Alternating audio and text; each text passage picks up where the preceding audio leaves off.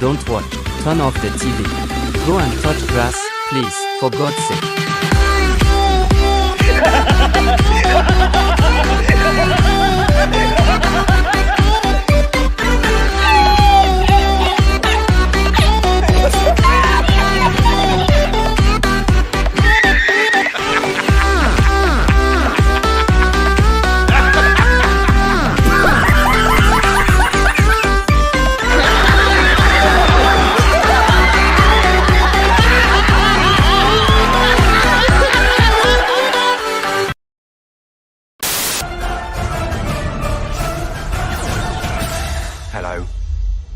I'm a bender. Who the hell are you anyway?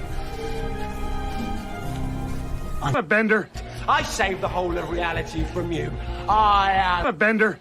Call me the bender. This is Zoe, Jamie, and I'm a bender. Might I suggest you just call me a bender? No, I'm the bender. Oh, please don't call me human. Just B-E-N-D-E-R. Bender. How do you do, sir? I'm a bender. Her name is Tegan, Your Majesty. This is Turlo, and I'm a bender. No, actually, I am known as a bender. Now that we're all here, let me introduce myself. I'm a bender. I'm a bender. And who are you? What are you going to do with a bender? Do you know what I see, Doctor? A bender. I walked in universes where the laws of physics were devised by the mind of a bender. Basically, run. Start the car.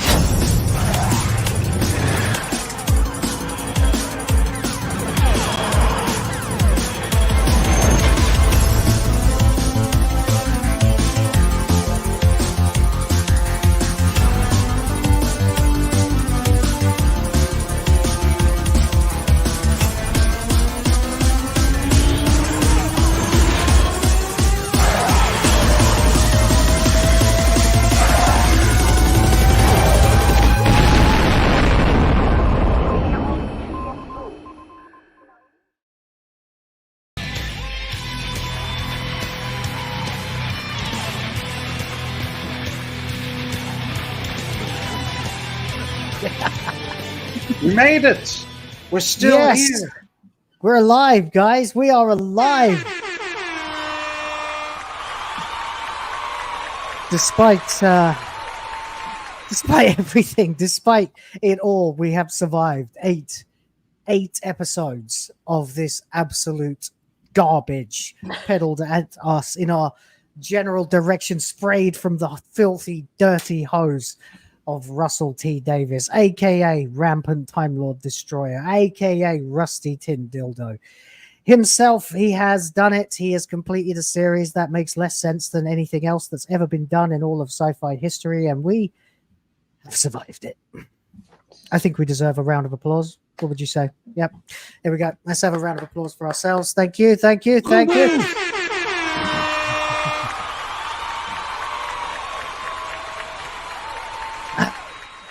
And welcome to WhoTF Live here on Will of the Fans. My name is Will. See what I did there? Yes, the same thing I do every day. And I'm joined once again for this show where we discuss, dissect, and disseminate all of the dross from Davis and his disgusting demons of despair.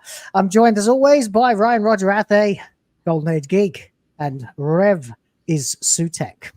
Because everybody is SUTEKH. Apologies, guys. I did want to do a special little intro meme video of SUTEKH being the TARDIS and everything, but you would not believe the last 36 hours of my life.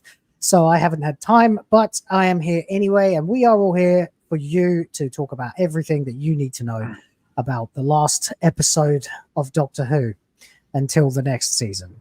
Ryan, would you like to say hello? Well, hello, everyone. I hope you're all doing well, and it's great to see you all watching today. We will be covering the Empire of Death, although I will say, a spoiler alert, folks, the very end of it, just before the credits rolled, I think was the best part of the episode. But it's great to be here with Will, with Goldie, and with Dobby, and with all you fine folks and fellow creators watching. After we cover this utter wank, I'm sure next week and the weeks after we'll have plenty of fine folks and fellow creators as guests, ideally one at a time, so we can stretch it out for lots of sure, yeah. People need to start signing up and applying now. Anyway, moving on. Goldie, how you doing, sir? Well, like many of you, I had to suffer through Empire of Death, but always when I see these garbage pieces of entertainment, I think, well, at least I am going to discuss it with friends and fellow creators. So hopefully we can try and make some sense of this, because Russell clearly didn't go into writing this with that mindset. But no, as for me, apart from that, it's been great. It's been cool to see the Doctor Who fandom sort of unite. Even the people who are always, shilling for Russell have said, this ain't the greatest, mate. You need to step up your game, and I don't disagree with them.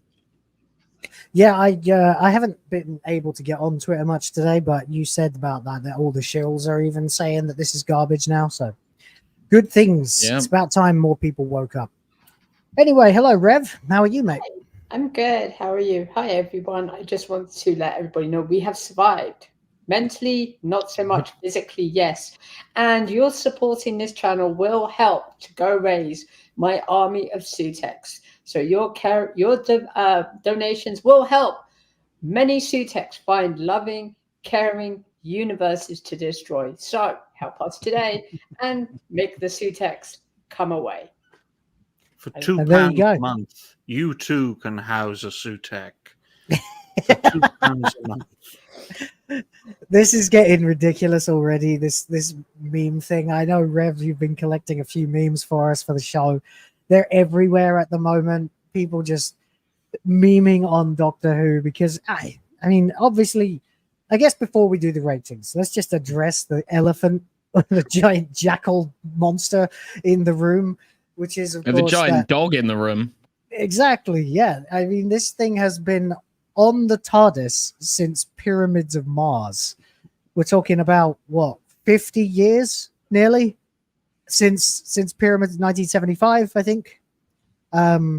So, yeah, 50 years of having this giant fucking bat jackal sitting on top of your TARDIS. So many episodes. I was watching clips to try and make a video earlier on, which I didn't get to make yet, but I will.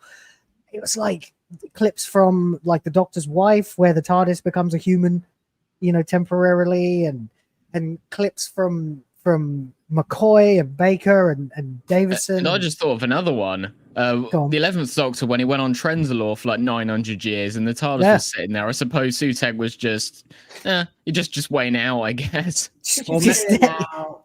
Or maybe when the Daleks, dropped the TARDIS into their crucible core, and the reason it dematerialized was because of SUTEKH. Yeah, that's right. That happened as well. There are so many. There are like fucking infinite times that SUTEKH would have picked a better moment to have attacked when the Doctor was already up against it, when the TARDIS has disappeared or gone somewhere astray or been compromised in some way. What happened when the Master turned it into a paradox machine? Exactly. What about when, the bi-generation led to two TARDISes? Are there two SUTEKHs? Wasn't explained. Big Bad, another SUTEKH that came from the other TARDIS? Now, this one is SUTEKH. Oh, fucking hell. SUTEKH Part 2, The Revenge of SUTEKH. My goodness, Will is so stunned by what I've done, he's frozen. That's how stunned he is. The storm's got him. The oncoming storm has destroyed the Philippines. And welcome, ladies and gentlemen, to the reality-based takeover of WhoTF Live. My goodness. So, and Burunjo just said in the chat, and I addressed this in our, our chat on Trenzalore in Name of the Doctor, when, the Doctor goes to his grave and the TARDIS has sort of leaked out all the dimensional energy and it's become bigger on the outside, and the TARDIS is supposedly dying. What, did SUTEKH just stay latched on then as well? Yeah, he died too. The great intelligence well and truly won that conflict, but I'm sure will return, pardon the pun, and we'll just talk a bit about the SUTEKH memes, because I've seen plenty of SUTEKH memes, especially during the 50th anniversary. You got the 3 Doctors, you got the not 9th, you got the 10th Doctor, the 11th Doctor, the War Doctor with their TARDISes, and you see the three SUTEKHs talking to each other. I found that quite hilarious as well. What about you, Dobby? Do you have any SUTEKH memes that you can think a lot of them, yeah. off the top of your head? I think the funniest one is SUTEKH as Doge, which has TARDIS. That was the funniest one I saw. Oh. And then one where SUTEKH has got rabies, and so the TARDIS is like going insane. So that's why when the TARDIS said "bad wolf" in what was it, Turn Left, it wasn't referring to the Dalek invasion. It was referring to the fucking bad wolf right on top of it, SUTEKH. Well, because SUTEKH went to the bathroom on the TARDIS and it got mad at him. Oh my goodness! I mean, look at him. Look at that character design, folks. That's the Scooby-Doo villain. Exactly. Looks like Scooby-Doo became a villain. What was that, Goldie? Scrappy-Doo. Oh, I saw. Yeah, and it was also addressed in the chat in Day of the Doctor when you have the 13 doctors coming together to spin around Gallifrey. Well, there was also 13 SUTEKHs there, just going. Well, actually, no, there would have been like nine or so. Well, they were like, "Hey, mate, you all right? Yeah, still hanging on, are you?" Well, I will say, folks, Will has suffered a power cut because there is currently a storm in the Philippines. Hopefully, he gets his power restored. But we're all like Az in Midnight's Edge, when Az was literally stuck on that stream for at least an hour, perhaps longer. It was very late for him, and he had to hold that show. That's exactly what we're going to do. We're going to hold this show, and we're going to talk, firstly, about the memes, the SUTEKH memes, which we're currently doing. Then we'll talk about the ratings. Unfortunately, we can't bring them up because Will has total creative control, unfortunately. I mean, I could change my virtual camera and put a browser window on there. That's a fantastic idea, Goldie. Thank you. Thank you. And then after we cover the ratings and, give our analysis on whether the ratings have been absolutely excellent or utterly piss poor, then we'll talk about the episode in detail. We're making the best of it, folks, unfortunately, because Will lives in a second world shithole where there are power cuts. But yeah. I'll just address this other thing, because I know I mentioned it yesterday. When the toy maker says there's one person I didn't dare, play a game with, and that's the one who waits, and that's SUTEKH.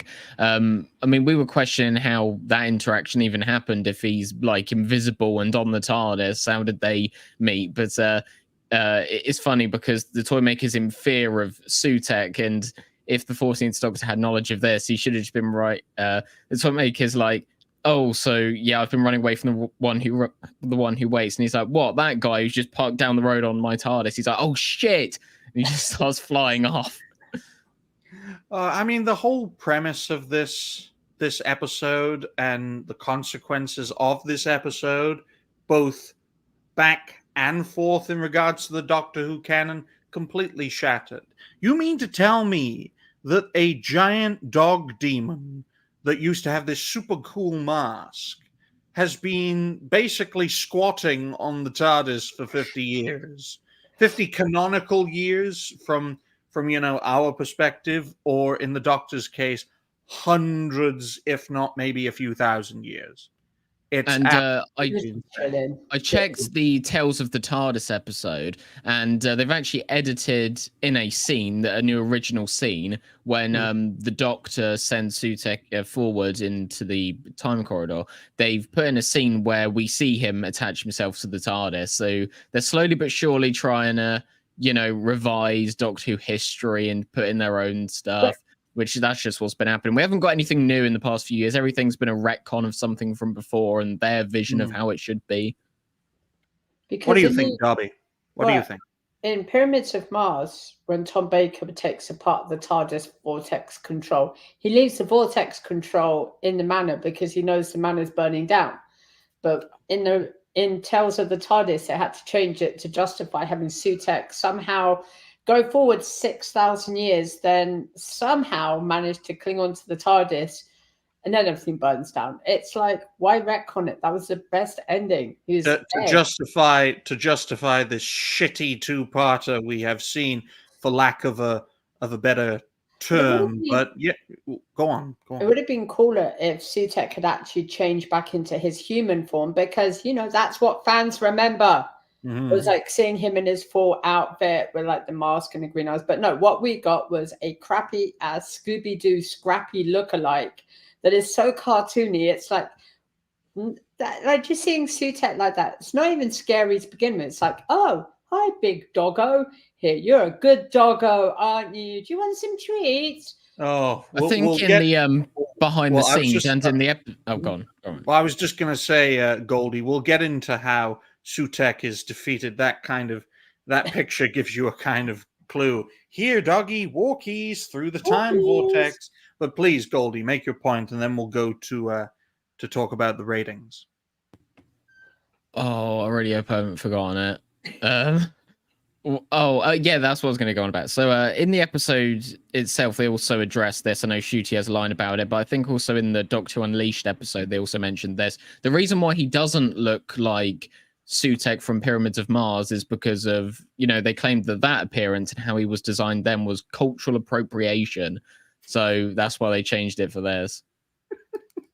So we'll appeal to furries by making him a dog. Oh my! Oh, I do have a funny one of Scooby-Doo. Let me see if I can share my screen really quick. Well, I don't think you'll be able to. I can't bring it up. Yeah, I can't.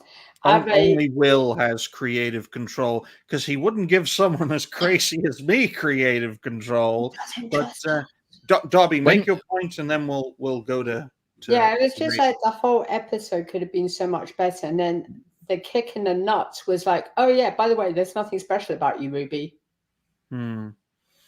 It's a damn shame. But thank goodness we have these things that reality-based always has. They're called timestamps. Yes. So we might as well timestamp this section to talk a bit about the ratings for this episode. So I'll write that down. Do you want me to pull them up? Yes, by all means, okay, Goldie. Gonna have to just go off camera quickly. 17 minutes and say 20 seconds.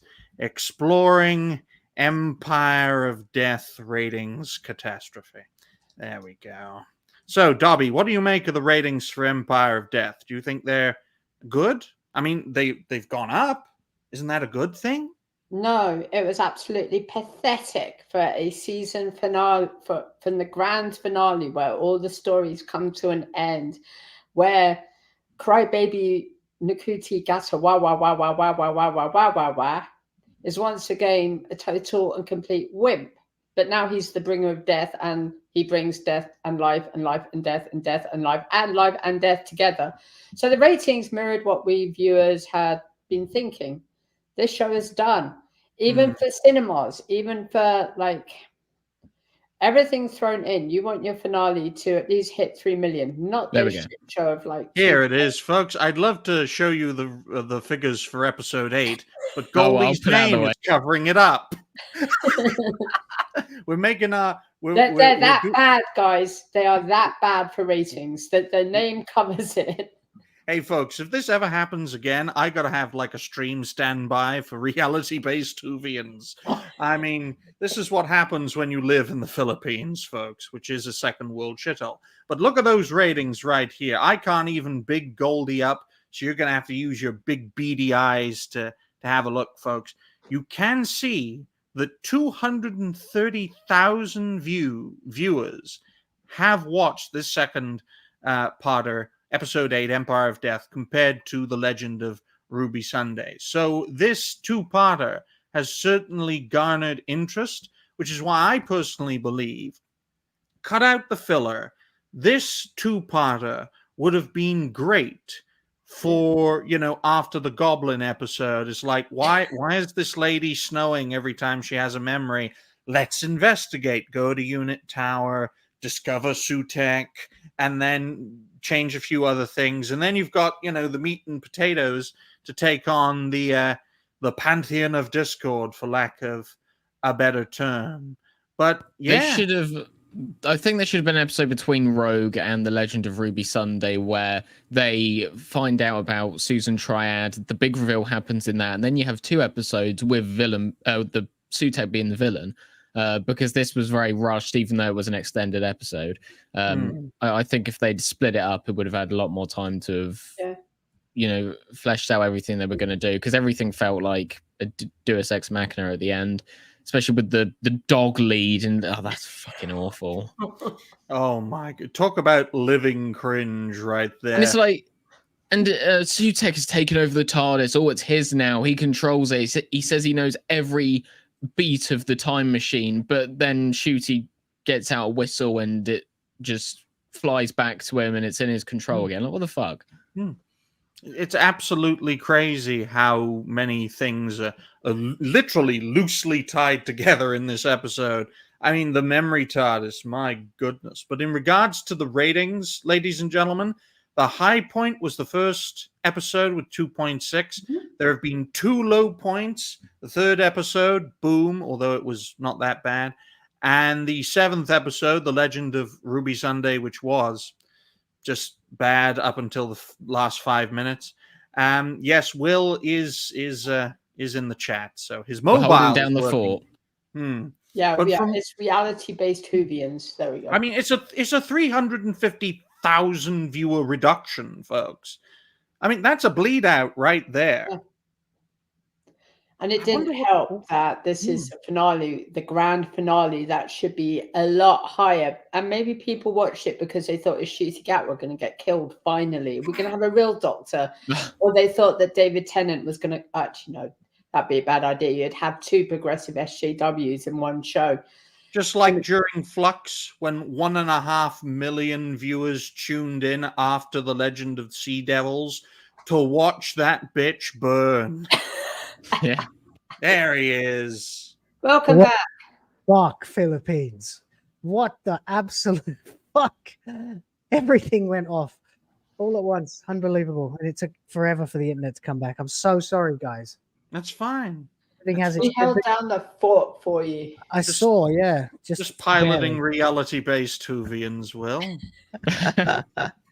Yeah, fair enough. Carry on. Let me get myself a bit organized, okay? And then the dumbest thing was when Rusty Tin Dildo, Destroyer of Doctors, decided to rip off Pyramids of Mars, and not even when the Doctor's like, I was a different man and I was this and I was that, and he's just sitting there crying like a little bitch. Meanwhile, they totally and completely changed Pyramids of Mars, so it was less scary than the original, which was meant to be like a crossover between Doctor Who and a horror film. And the finale would have been better if, instead of having undead sand zombies, bring back the mummies that we had in the original episode. Yeah. Those bloody giant bandage-covered robots, and have them kind of invade unit. And then I tell you this, though, Rev. SUTEKH would have been a great opponent for Darth Vader, because we all know Vader doesn't like sand. Yeah. And SUTEKH literally turns everyone into sand. So he is king of the sand people. This finale is ridiculous because I don't really know what they wanted people to expect, because this season was advertised as it's a reboot of sorts of the show. You don't need to have seen anything before. They're not going to address anything from before. They're going to move in a completely different direction. But then in the last episode, SUTEKH's back. The majority of people who haven't seen that were like, who the hell's this? And then in this episode, you're expected to know everything about Tales of the TARDIS. You're expected to understand all the references to the past Doctors. You're expected to understand who Susan is. You see images of her. You're expected to know all these different adventures that, the Doctor and the TARDIS went on, and consequently SUTEKH now. It's ridiculous. The thing that they advertised this season as being is completely the opposite. Absolutely. Yeah. I mean, I grew up with New Who, never heard of SUTEKH. Yes, I'm 25 now, folks. Yes, and of course, Pyramids of Mars was nearly 50 years ago, so it went completely over my head. And not many people, folks, are still alive from that era. I mean, look at Tom Baker. He's clinging on for dear life. So to bring back someone, a villain in this case, who let's be honest, most new Who, and especially Disney Who fans, have no idea who the fuck this person is. Kind of mixed messaging there, Rusty Tin Dildo. Good to have you back, Will. Hope you're doing well. What the hell, man? Sometimes I swear to God, I have a UPS. It's a backup power supply, but unfortunately, I unplugged it about 2 weeks ago because it was costing me an arm and a leg, and I'd never needed it. So now, of course, I get a power cut. Thank you, Philippines. This is, well, I was just going to say, Dobby, and this is why we have the emergency procedure, the reality-based takeover. Yeah, I knew you'd probably, if you were still here, then you'd be able to like handle it for a little while I try to get back. But I didn't know if like the stream went down or anything. It's never happened before. So there you go. Some funny comments though. Will's hanging to the outside of the internet waiting for his revenge. Simdal says Will just took a shit. This is not fooling anyone. No, my internet took a shit. The whole power grid of my street or this part of the city where I live took a shit. That's what happened. Anyway, I am very sorry. Before I go any further, just in case it happens again, let me deal with the super chats. Sure. Oh, I didn't notice them because, I'm poor. You can't see. Anyway, Adam Juman, who's now been a member for 2 months, says happy birthday to Ryan, and thank you very much for that. Hang on.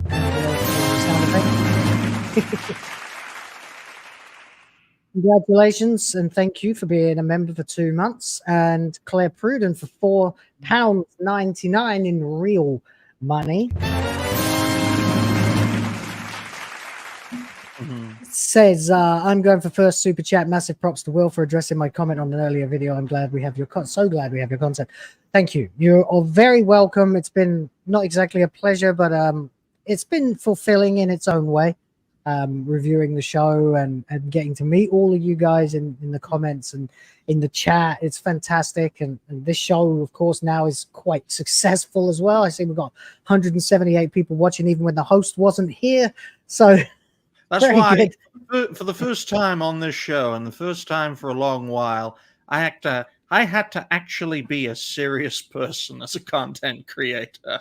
Just for a few minutes there. Yeah. Yes. Well, I appreciate you guys. You did a great job. I only got to see it for about a minute before I was back because it took that long for the mobile network even to come back online so that I could even message you about what the hell had happened. So anyway, we're here and thank you guys. What did you guys say about the ratings? They were bad. Well, yeah, I mean, this is the lowest finale ever, right? And I made the point that we needed to see the robot mummies come back. That would have been better. Yeah, why didn't they have them? You would have thought they would have done something like that. Cultural appropriation. I mean, I don't remember any sand and dust of death in Pyramids of Mars. It wasn't. That's the thing. It was like they had the pyramid outside, and then you had the manor house with all the Egyptian stuff in it. And then the only sand thing, there was no sand in it. That's the whole thing. This is a new concept. It's ridiculous. I mean, the whole episode is a complete giant mess. It's no surprise that there's hardly anyone watching anymore. But for this to have now, I mean, if we compare it to other years, which I'll try to do in a second, hopefully without my internet collapsing in upon itself, thanks to some rain. Your average season finale tends to be an increase, but for the last couple of seasons, we have not seen that. We didn't see it with the end of Jodie, but it used to be the case, right? Where you'd have a big, strong start, then a dip in the middle, and then a climb back to some semblance of success towards the end of the series, right? The big bookend episodes. And now you can't even rely on that. You've got, this is the 4th highest viewed episode. I mean, Jesus Christ, even 73 yards got more than that, thanks to the FA Cup. It's pathetic. Anyway, please go ahead, guys. I feel like I've walked in. Imagine walking in on your own show. On my own stream. Yeah, it's a fucking weird feeling, man. I just want to respond to a comment that somebody made about SUTEKH destroying the Death Star. This is true. He did. That's why the Death Star looked like a big dog chewed it, because they did the crossover. So, yes, it is true. SUTEKH was there at the Death Star. He uses the TARDIS, goes in, blows up the Death Star with Luke Skywalker, almost killing Darth Vader. But that's why the Death Star looks like a big dog chew. So yeah, you're right. Dobby, Anakin blew up the Death Star. Haven't you heard? It's been changed. I saw that. What the fuck? Man. The people they're casting, and they let them go out on TV and discuss the property and just get it all wrong. It would be like if Gatwa was doing an interview and he referred to his character as the Master instead of the Doctor. Although I will say, I did see, Will, that Gatwa talked about his favorite episode of Doctor Who, talking about the Ninth Doctor, Christopher Eccleston, and how he was taking on some plastic-looking Christmas Santa people. Turns out that was the Christmas Invasion, David Tennant's first episode. So even he doesn't know what the fuck he's talking about. He said it was an Eccleston episode. Yeah. Russell ain't going to be happy about that. He's like, why did you say that name? Yeah, you can't say that name. Mr. Sack Russell T. Davis. Sack Julie Gardner. Sack Phil Collins. And sack the other fucker whose name I don't remember. Tranter. Then I'll come back. Can you arrange that? Absolutely, my good man. You are Doctor Who now. Yeah. Most people would agree with that at this point. I think even if they were divided before, it's clear that the tide has turned and we are the majority now. Just like with Star Wars, which again was the other big fandom that was divided over whether or not what was going on was acceptable or not with Last Jedi. And I think over time, it just becomes clearer and clearer to people that what they're watching is no longer what they were told they're watching. And it's just a ridiculous, farcical mess. So there you go. Right. So I guess then we should probably talk about the actual episode, the great bane of our lives, because, you know, we better do it as quick as possible in case my internet shits the bed again. This is a terrible, terrible episode. I tell you, though, there are good parts of it, though, Will. I will say, especially in the beginning, when literally our dream is coming true and everything about the show is being just wiped out, just turned to dust and sand, and then out of the blue, some bitch with the spoon saves the fucking universe. I'm like, yeah, another I do terrible agree with you, question. Ryan. When I say this, there were good things about this episode. I wouldn't call them good things. I would just say that they interested me. What they were doing was terrible, but it was something to watch, as opposed to last episode, which was them just standing around and talking. I did like the bit at the start where they're, driving through the city. You actually felt the threat of SUTEKH, but at the same time, Russell always does this thing where he makes the villains so powerful, and they do all these, absolutely destructive things. And they're so destructive that that it's going to be reversed. So it's like, why do I care? Because they're obviously not going to wipe Earth out of Doctor Who forever. So it's quite obvious they're going to resell it. It's everything, isn't it? It's like literally all of time and space that gets That's the eradicated. best way to end Doctor Who, though. The Doctor finally loses and all of creation turns to dust. Yeah. I mean, I would have preferred it personally if SUTEKH had just blown some dust at the Doctor and then left everybody else alone. It's the perfect name, though. I mean, people said at the start, Empire of Death isn't really a good name for a finale. If you wanted to end Doctor Who, and if you wanted to come up with a title, I think Empire of Death would have been a pretty good one. Agreed. Yeah. He saw with some good side. Rose Justin Timberlake Noble died because all it did was stand there with their laptop and then it just got blasted. Yes. What is it with Russell putting weapons onto disabled people's, wheelchairs and bloody segways? That's why he thinks they're bad people, because he thinks their appliances are full of weapons.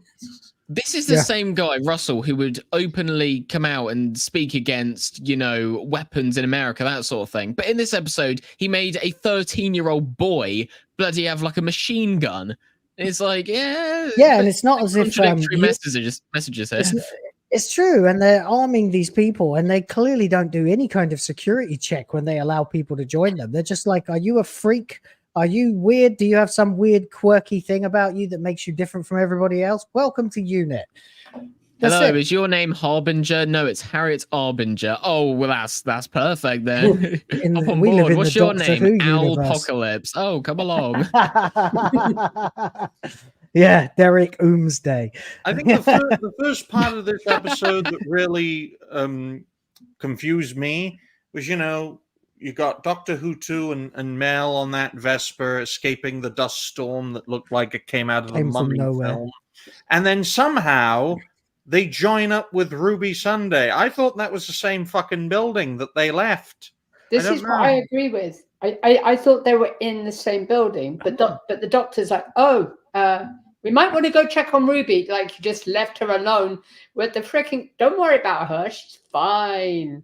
She's in the time. No, they weren't in the same buildings. They went to Triad Technology or something. But what I don't understand about this dust, and it's presented as this massive threat, but I don't really think that it should be, because if it's just dust, it's not said that it's intelligent dust or anything like that. They should just be able to go into like an airtight space and be safe from it. Why didn't Kate and all that go down to the time window room where everything's all vaulted up and the dust can? It makes no sense. And it's like all life on Earth has been wiped out, and it's like, really, no one got into a nuclear bunker or anything like that. Well, the more people who get dusted, Gold, the more dust there is. And it's the collective intelligence of said dust that spreads like a disease. Absolute bullshit. It's all bollocks. I mean, this is clearly RTD trying to have his Avengers Infinity War moment where everybody starts turning to dust and crumbling. And hey, we have Disney now, so we might as well use some secondhand Marvel special effects. Why not, right? So one of the things that irritated me straight out of the gate, like I paused it about 5 seconds into the episode after the credits, is we had a cliffhanger, right, where Susan whatever is about to kill the Doctor. She's got her hand out, right, for whatever reason. We never actually get to see what happens if they touch you, but the Doctor's he turns to dust. He's like frozen stiff with fear, right, and that's your cliffhanger, and it was a shit cliffhanger. But then as soon as the episode begins, the Doctor turns around and starts telling everybody to run, and then you have several seconds before the dust starts being blown at people. So why did we stop there? Why didn't they just have the episode run an extra 5 minutes, or cut out 5 minutes of the fucking garbage in Legend of Ruby Sunday and have the sand apocalypse happen where everybody's getting dusted like the end of Avengers Infinity War, spoilers, and then end on a cliffhanger of that with them like running away from the wall of dust? That would have been a much more gripping way to end the last episode. Well, as I said, I think originally that is where the Legend of Ruby Sunday ended, because if you listen to the preview or the teaser of Empire of Death, where Russell's speaking, he says, right, that's it, everyone's dead, the whole Earth is destroyed, and I'm thinking, well, that didn't happen in the Legend of Ruby Sunday, that happened at the start of this. So maybe Russell had it in the Legend of Ruby Sunday script that the episode was supposed to end after all this, but obviously the people higher up decided to move it. So it just shows the lack of leadership over there. If you're going to rip off Infinity War and Endgame, you got your memory TARDIS, you got your sonic screwdriver, in my case, whistle. I mean, each like, what the fuck is can that? be an Infinity Stone, and you can use the Infinity Wand to then save all of creation and destroy SUTEKH. You can be like Black Thanos with your Infinity Wand. Black Thanos with this sonic spork, yeah. I like the way Mel has to lead the Doctor to safety because the Doctor's too stupid to figure out he should maybe run in the other direction from the sand zombie. Yeah, but he likes sand because he's... Oh, wait, no. Because he's not a Jedi. Yeah, I mean, okay, so we're a little ahead of this, but that's fine. We got the stupid weapon scene where they're all firing at the TARDIS and then nothing's working. What is that gun gonna do? She's like a little 13-year-old going like this. It's like watching that Amanda do her dance. Like, oh my god, don't remind me about that fucking video. Anyway, Millie's still in the time window. I didn't realize this. I can't remember Legend of Ruby Sunday. They chucked her in there. The Doctor ordered her to go in there. Oh, right. Okay, right. So that's what he did at the end of okay, right. So that makes more sense because I can't honestly remember anymore. And I was just like, why is this thing still activated? Like, why haven't they like locked it down? And they're just up there. I thought it blew up. Shouldn't there be like a few hundred people trying to fight SUTEKH as well instead of just the dozen or so named characters that, you know, aren't they supposed to be a paramilitary organization? They look like a ragtag group, and they've got this massive tower full of presumably soldiers, and they're doing nothing to try and contain it. Soldiers will, so yeah. I don't know. It just seems like UNIT is fucking inept. This is their A team. A couple of guards, a tranny, a poor little midget dude on a scooter, and Kate. And a combat robot, which is a combat robot that's welded to the ground. Yeah, can't move. Yeah. I mean, why give a tranny access to lasers? Is that like for the sex change operation? I presume that is what Jason Noble is using here, is those ceiling mounted lasers, because it's like, okay, you stand here in your school teacher's uniform and press buttons on this tablet. Thanks. Like, something about it. I can't quite work out what it is about it that's so absurd, but it's just absurd. Okay, so I have a question about that. The TARDIS is impregnable. The Doctor has told this to UNIT many times. So it's always smart to attack a dog on top of the TARDIS, which is protected by the TARDIS's shield. You dumb UNIT. So what are you doing with your life? The Doctor has told you can't attack the TARDIS. Doesn't work. Well, the only force that I'm aware of that is capable of cutting through a Time Lord's TARDIS is a high Dalek Empire or the Time Lord Daleks themselves. That's right, yeah. So, of course, even Kate is dusted. Everybody gets dusted and they die. You know, this is something I want to ask, because apart from everything else that's ridiculous about SUTEKH's backstory leading up to this episode, what form has he been in before revealing himself now? Like, has he always just been sitting on top of the TARDIS but invisible? Because that doesn't make sense. Well, at the end of the last episode, the link said manifestation in progress. So I suppose he was just a bunch of dust. And then he came together at the end of the last one. So weird. And again, when did this interaction with the toy maker happen? Because the toy maker was like, I saw the one who waits and I ran. I was so afraid. But if he's been invisible and he's just been latched onto this, then when did that happen? Makes no sense. And isn't he supposed to be in a siren anyway, which just basically makes him a very powerful alien? It doesn't make him a god. But now apparently he's the god of death. They changed that as well. Yeah. I mean, he was a godlike figure, supposedly. I mean, in Pyramids of Mars, the Osirians inspire Egyptian mythology. Is that right? Yeah. It's been 14 years since I saw Pyramids of Mars, so I couldn't possibly tell you. But so now he's just an all-powerful god. There's a pantheon of gods, and they're all connected, and no one's ever mentioned this until now. Like, yes. Oh, it's Russell just making shit up.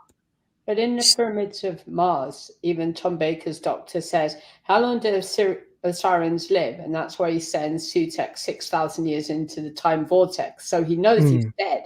This doesn't make any sense. Yeah, he literally sends him into the future through his time tunnel to live to death, right? In essence, he does the opposite of what the weeping angels do. Well, supposedly, but what they do keeps changing as well, actually. So, damn. But that's what it strikes me as, anyway. I don't know, but anyway, this is all bollocks. Like Empire of bollocks. Well, was this dog thing all CGI, or was there like a character model above it? Because looking at it right there, right now, folks, like that scene that we're seeing, you know, with the doggy nose and the doggy arms. It looks quite realistic. No, I It's watched some CGI. of the behind the scenes stuff, and they said it was CGI.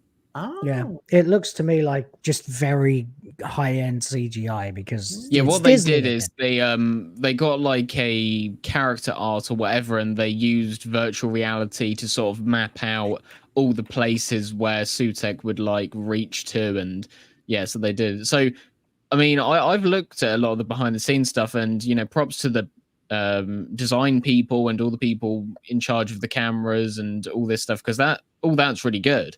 It's just the people in front of the screen aren't so good. It's not the first time we talked about that, though, Goldie. Everything around the show seems to be either on point or stellar, but everything within this show that's front and center is absolutely awful. I mean, look at this effect shot, for example, the oncoming dust storm.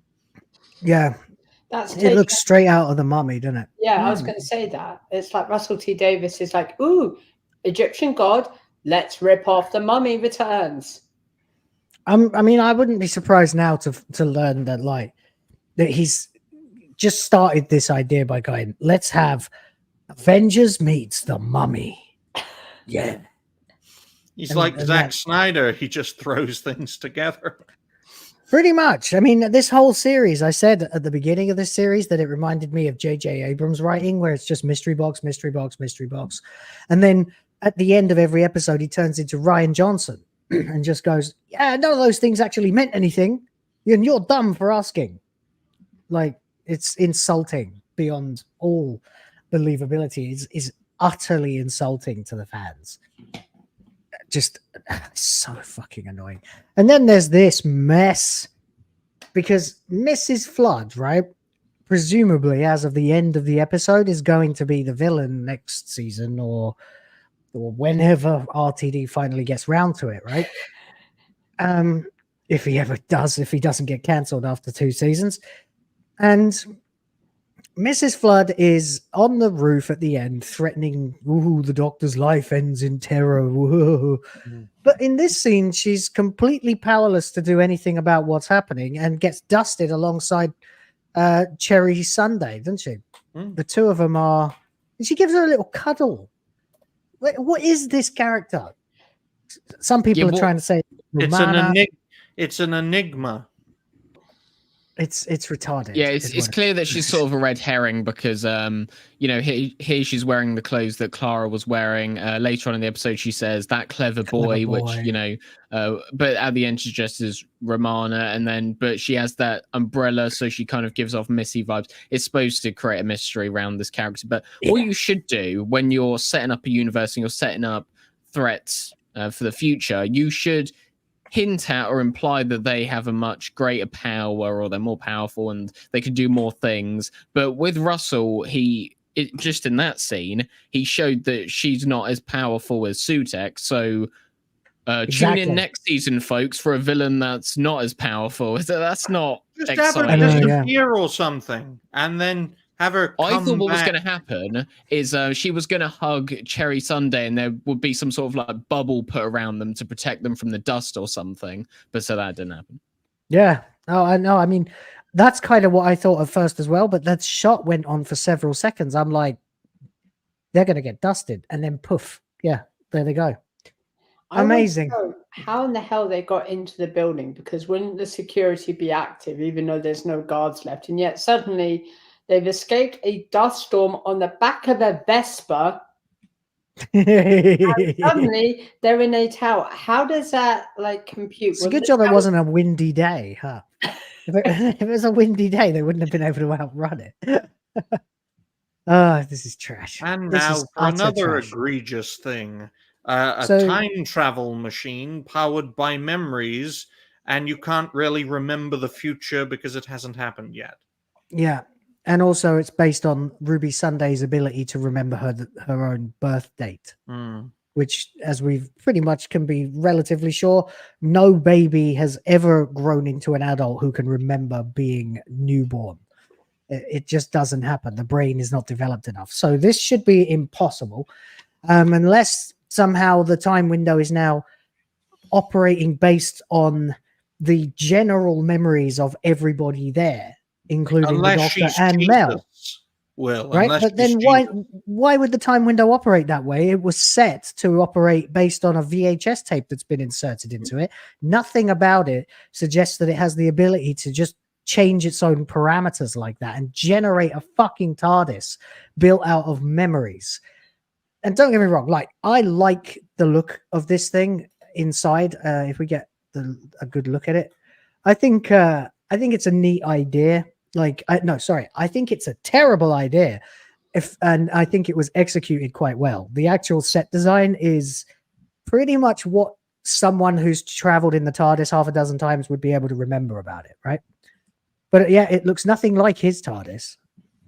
It looks like a broom cupboard. It's just got a load of random tat from the TARDIS in it. So it's got like if a human being or a lower life form tried to build a time traveling machine. Yeah. Well, I mean, this thing is assembled from memories, right?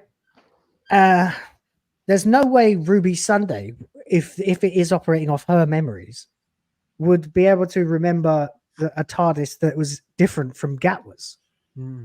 Yeah, it wouldn't. And it doesn't look like his. Gone. And again, you only get the audience only has this reaction, a good reaction to this if they've seen all the previous stuff. And once again, Russell advertised this season as being a reboot of sorts. You don't need to have seen anything from before, but here's this classic villain from 1975. Here's this TARDIS, which is filled with a bunch of stuff which you're not going to know what it is unless you've watched all the other stuff. You're going to see some glimpses of Susan. Who's she? Well, you won't know unless you've seen all the previous stuff.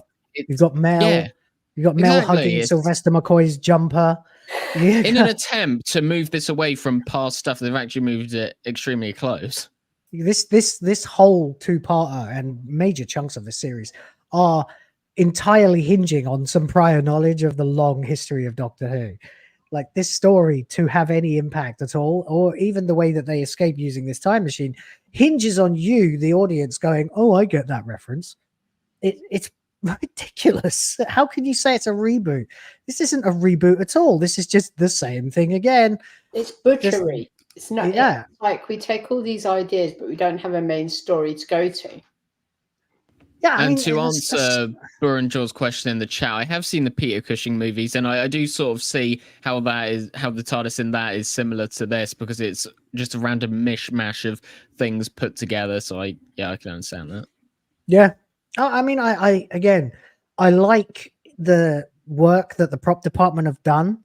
If you tell me, like, if I told the prop department, I want you to make a miniature TARDIS that seems like it was made of just bits of the TARDIS that someone would be able to remember.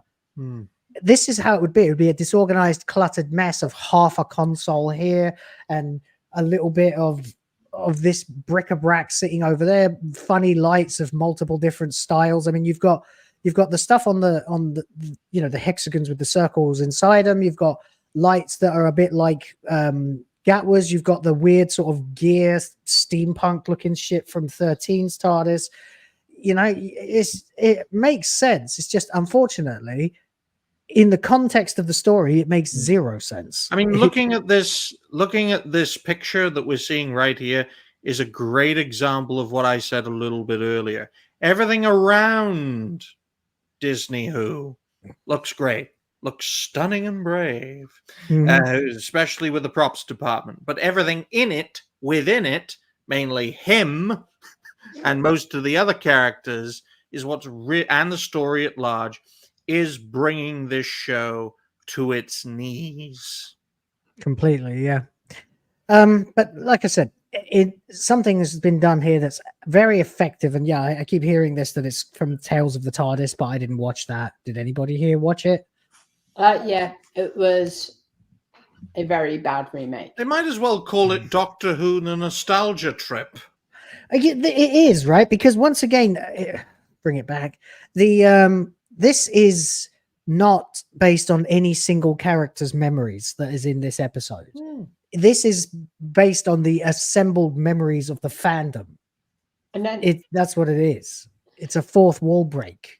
The Tales of the TARDIS just went, especially Pyramids of Mars, went wrong, because there's a doctor, he's like, being all mopey, and he goes, the line was like, when I thought SUTEKH, he was a man, but now he's a Titan. No, you dumbass. He was. How can you become a Titan if you are a man? You killed him when he was not even a god, and then now you're lining him more up powerful to be a now. Titan? What the? Yeah, it's weird, isn't it? He's more powerful than he was before as well. Like considerably more powerful. He does vastly more damage than he did in Pyramids of Mars. And then in a few seconds. Then they changed the whole thing around. So they kind of dressed the whole tails of the TARDIS up to make Shooty look good when it just didn't work. There was nothing in the kind of, we're going to put some new effects on it. We're going to update it. But it just fell apart because Shooty is a bad doctor. He's the worst doctor. Absolutely the worst doctor. He doesn't ever get the emotion correct. Ever. I mean, if you look, this is another thing that bothered me, but I didn't say anything, was he runs in here terrified for his life and then starts smiling. Like, oh, look, this is really neat, isn't it? Look, oh, yeah, that's cool. Fuck me, man. People are outside dying. Get a move on.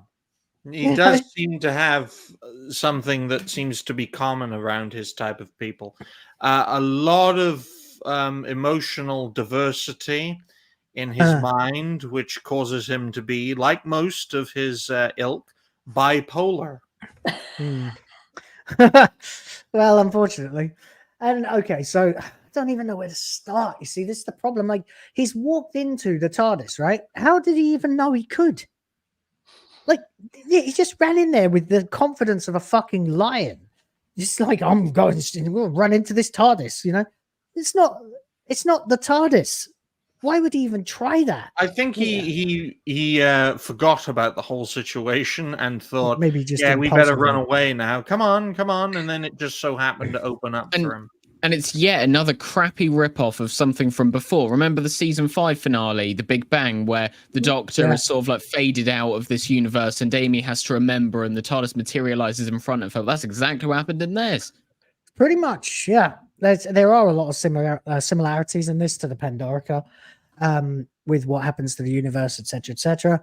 Except in the Pandorica Open, you had the Pandorica that was this magical object. In this, you have a fucking spoon. I know.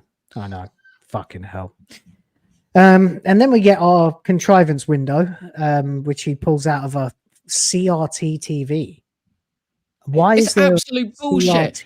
It was established in the last episode that this time window, in order to like stay up and remain functional, it needed to use the power of a nuclear core or something. And what he's transferred all into that? What absolute bullshit! They left it running for probably about an hour or so while they went across London to meet Susan Watt, and then he comes back, and then with one flick of the Sonic Sky Plus remote, he's able to remove the screen from this device while keeping the image on it. It's a magic wand. He's created a fucking contrivance window that shows them whatever they need to see in order to further the story. And he's done it by waving a magic wand. And why is there a CRT TV with knobs on it in a fucking state-of-the-art paramilitary fucking black site full of secret alien technology? What you don't understand is, Will, in Cutty's sonic screwdriver has the reality stone in it. So he can basically do anything he wants. That's more contrived than my Sonic Spork. Anyway. This is a recorder, folks, and it has these holes that you cover up, but each hole you could put an infinity stone into. So you've got 1, 2, 3, 4, 5, and then this one on the back, which is 6. So you can literally have an infinity wand. You could have an infinity recorder, something that makes annoying sounds and ends the universe. Great. No, don't do that. Well, Harry Potter and Dobby in the same chat. So we've got an infinity wand and a house elf. Oh, yeah. Doctor Who meets Harry Potter meets Infinity War. It is a Sonic Spork. That's right. Sorry. Russell was initially going to do a sort of crossover episode with Harry Potter. What was going to happen was, I don't know if you've heard of this, there was going to be an episode in Russell's era where something happened, and the Doctor and his companion would like get into the mind of creative people, and one of those creative people would have been J.K. Rowling, and they would have seen her world inside of her head. It would have been Harry Potter, but yeah. Yep. That's clearly not going to happen nowadays. No. So we have proceeded to about 30 seconds later when we hit our next ridiculous contrivance, which is this line here where he... Fucking me. Remember, Ruby, remember. It's powered by memory now. The ability for this TARDIS to manifest in this time window with compromised glass and an open front door. It's now you're able to generate a TARDIS that doesn't look like anything he's ever seen, has nothing in it. Why is it running off her memories when it needs that VHS tape to work? He's using this fucking CRT screen that now functions as an iPad of magic, and he tells her, and this is one of those lines that someone like RTD will throw into a script expecting no one's really paying attention. But he says, if time is a memory, then memory is a time machine. Oh, for fuck's sake. What the... That's a line. That's literally what he's about to say in this shot, right? And then I literally stopped it at that moment because I was paying attention, because that's my fucking job. And I thought to myself, if time is a memory, okay, so straight out of the gate, we have a massive problem there because that is not in any way at all what time is. Time is not a memory. It is not. It simply is not. It is the fourth dimension. That is what time is. I mean, they left the door open, though, Will. What's stopping the dust from just, like, sneaking in? Well, I mean, in a minute, fucking SUTEKH himself manages to appear there. So somehow. Apparently he can teleport now. Yeah, he uses the TARDIS to go across space. Apparently, maybe, yeah. To go down there, to go downstairs, basically. But if time is a memory, right, that's not true. That's not true at all. So the rest of works. That's not what time is. That it's not. It's a fucking dimension. It is not even a force. It's not anything tangible. And secondly, memories may look like images or feelings or senses to us, but they are in fact just electricity in your brain triggering the synapses and making you remember something. I thought so. Time is not a memory. I thought time was racist, according to these fuckers. I don't know. But I know that line makes no sense. Memory is not a time machine. Time is not a memory. At which point, if this episode ran on any kind of science, they are dead. They are instantly dead. They are trapped down there. There's no way to get out, and SUTEKH has found them. They're dead. This is the end of Doctor Who. They have died. All of them.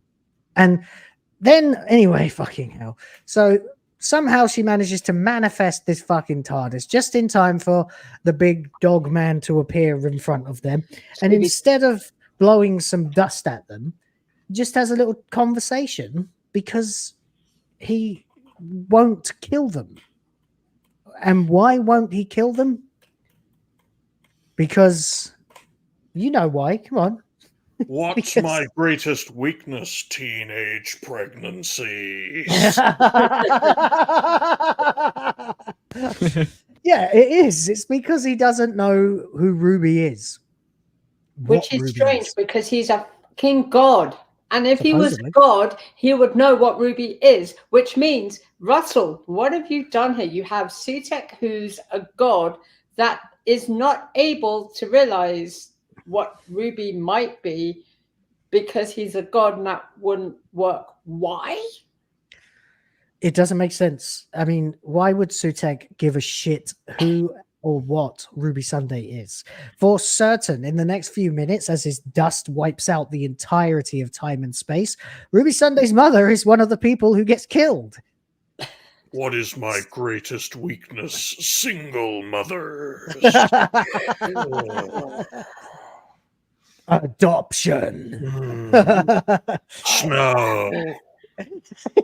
We still don't have an answer for that. Oh, it's, well, at least you it's quite revealing that Ruby reunites with her family and all that, but she makes it clear at the end that the Doctor, this Doctor being a black man, ran away from his family and never went back.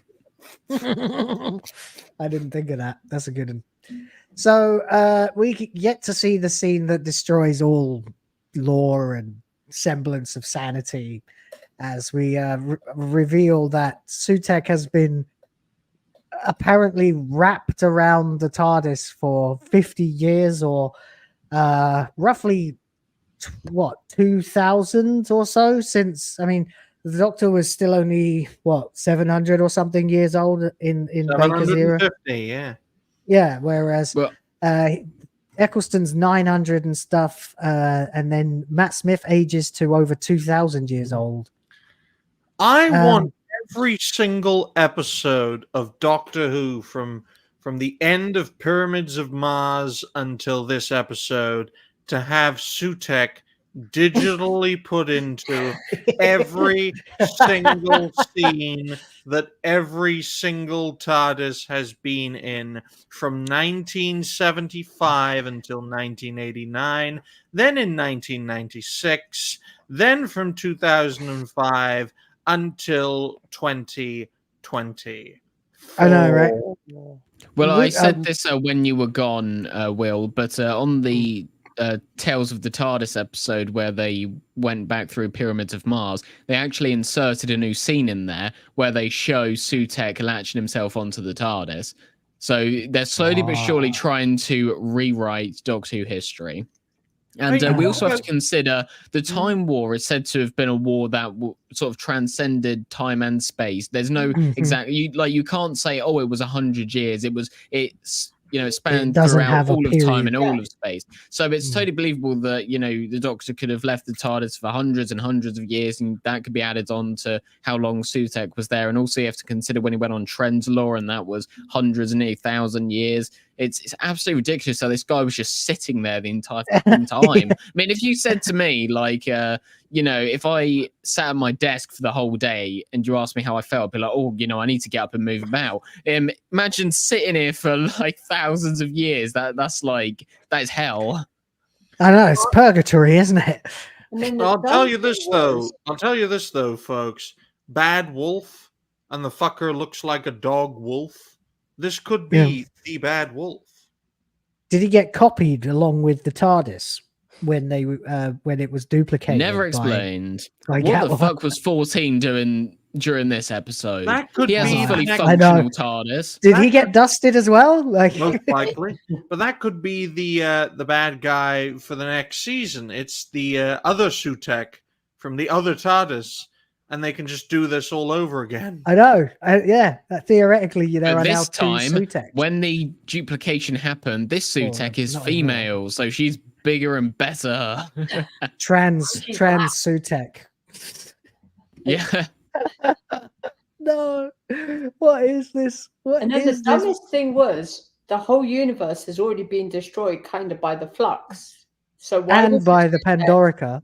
Yeah. The world should literally have imploded due to paradoxes. He says that the Earth has been destroyed at every second in time. So it's like, right, okay, if the Earth gets destroyed in 1066, it can't be around to be destroyed in 2024. It can't be around to be destroyed in the year 1 million. Time should have literally just imploded. I know, right? Literally, the entire series cannot have happened ever at any point. But then SUTEKH sees what the Master did with the paradox machine and just goes, I can do that. I mean, if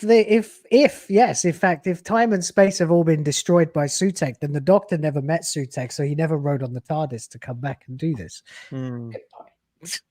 It's ridiculous.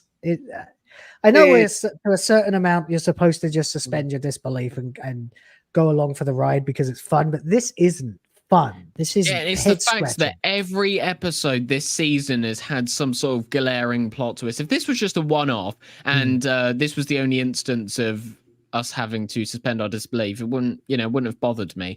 But every single episode, all these shills in RTD have tried to make excuses for it. Oh, just make it up in your head. Oh, that doesn't matter. Oh, it'll be revealed at a later date, but it didn't get revealed at a later date. Exactly. This is the second fucking paradox this season has had as well. Go on, Ryan. Well, I was just going to say, I just noticed something about SUTEKH, and he's going to say, "Hey, Doctor, I'm blacker than you now. I got more diversity points. That's how I will win." I mean, he does do a really horrible delivery of a line in a second. I can't think exactly when it happens, but he just opens his mouth like wide and goes, "I damn you, SUTEKH." And it's simultaneously over the top and wooden as fuck. Is this Doctor WhoTF, or is this like Calypso in its male form? That's a Pirates of the Caribbean reference for you all. I got that, Ryan. Yeah. I haven't seen that one for a while, though. That's the third one, right? And then he turns the TARDIS around. And like, you have to have this scene because otherwise the way that they defeat him doesn't make sense. He has to have turned it round so that the looks door like he's is facing over him. it. So his penis is right on the TARDIS door. It looks It's like sticking through the door. Looks like he's having sex with the TARDIS. It does. It's humping the TARDIS. Bad Wolf is fucking Doctor Who. You just hear the cloister bell go off. Dong. Oh no! Dong, dong, dong, dong, dong. Oh, we've got to get past this bollocks, haven't we? Then we get to the point where he points out that every single place the TARDIS has ever been, he has deployed a Susan TARDIS, Susan Triad, Susan fucking whoever. And that didn't make any bloody sense because... No, I mean, well, first of all, you're a god of death, right? First of all, how did he create someone? Yeah, but you see, he has sex with the TARDIS every time it lands. It then creates a Susan Triad. He's literally. Why doesn't she look like a dog? SUTEKH is fucking the TARDIS and creating a Susan Triad. It's another don't ask questions moment. Here's another thing that I don't think any of us have mentioned, right? If you think back to Blink in the basement when the Weeping Angels are moving in on the TARDIS, right? And the Weeping Angels, they cannot move when being observed. If SUTEKH was attached to the TARDIS and he was somehow aware or observing the surroundings, Weeping Angels should not have been able to move. Yeah, that's right. Especially as he's a god, too. And why, when the Doctor takes over the TARDIS and regenerates in the TARDIS, why didn't SUTEKH possess the bloody master and be a bit like, I know, I'm going to be a Time Lord god called the Master Dog. Oh my god! You mean the masturbator? The problem here is that there are too many questions. Like there are too many moments when it would have been better than this moment for SUTEKH to attack. For SUTEKH to go on the offensive. Why now? I still don't get the whole countdown by Susan Triad. Like we thought that because of last episode how it was set up, that this big launch at her company would, this is the perfect time for SUTEKH to strike. But why? It doesn't make any sense. What was that countdown about? What was the importance don't know what of her she was building about? Exactly. Technology. That's why I said before it's a front. It's basically. But it's not though, because she has her own life and she has a whole this. So why does SUTEKH?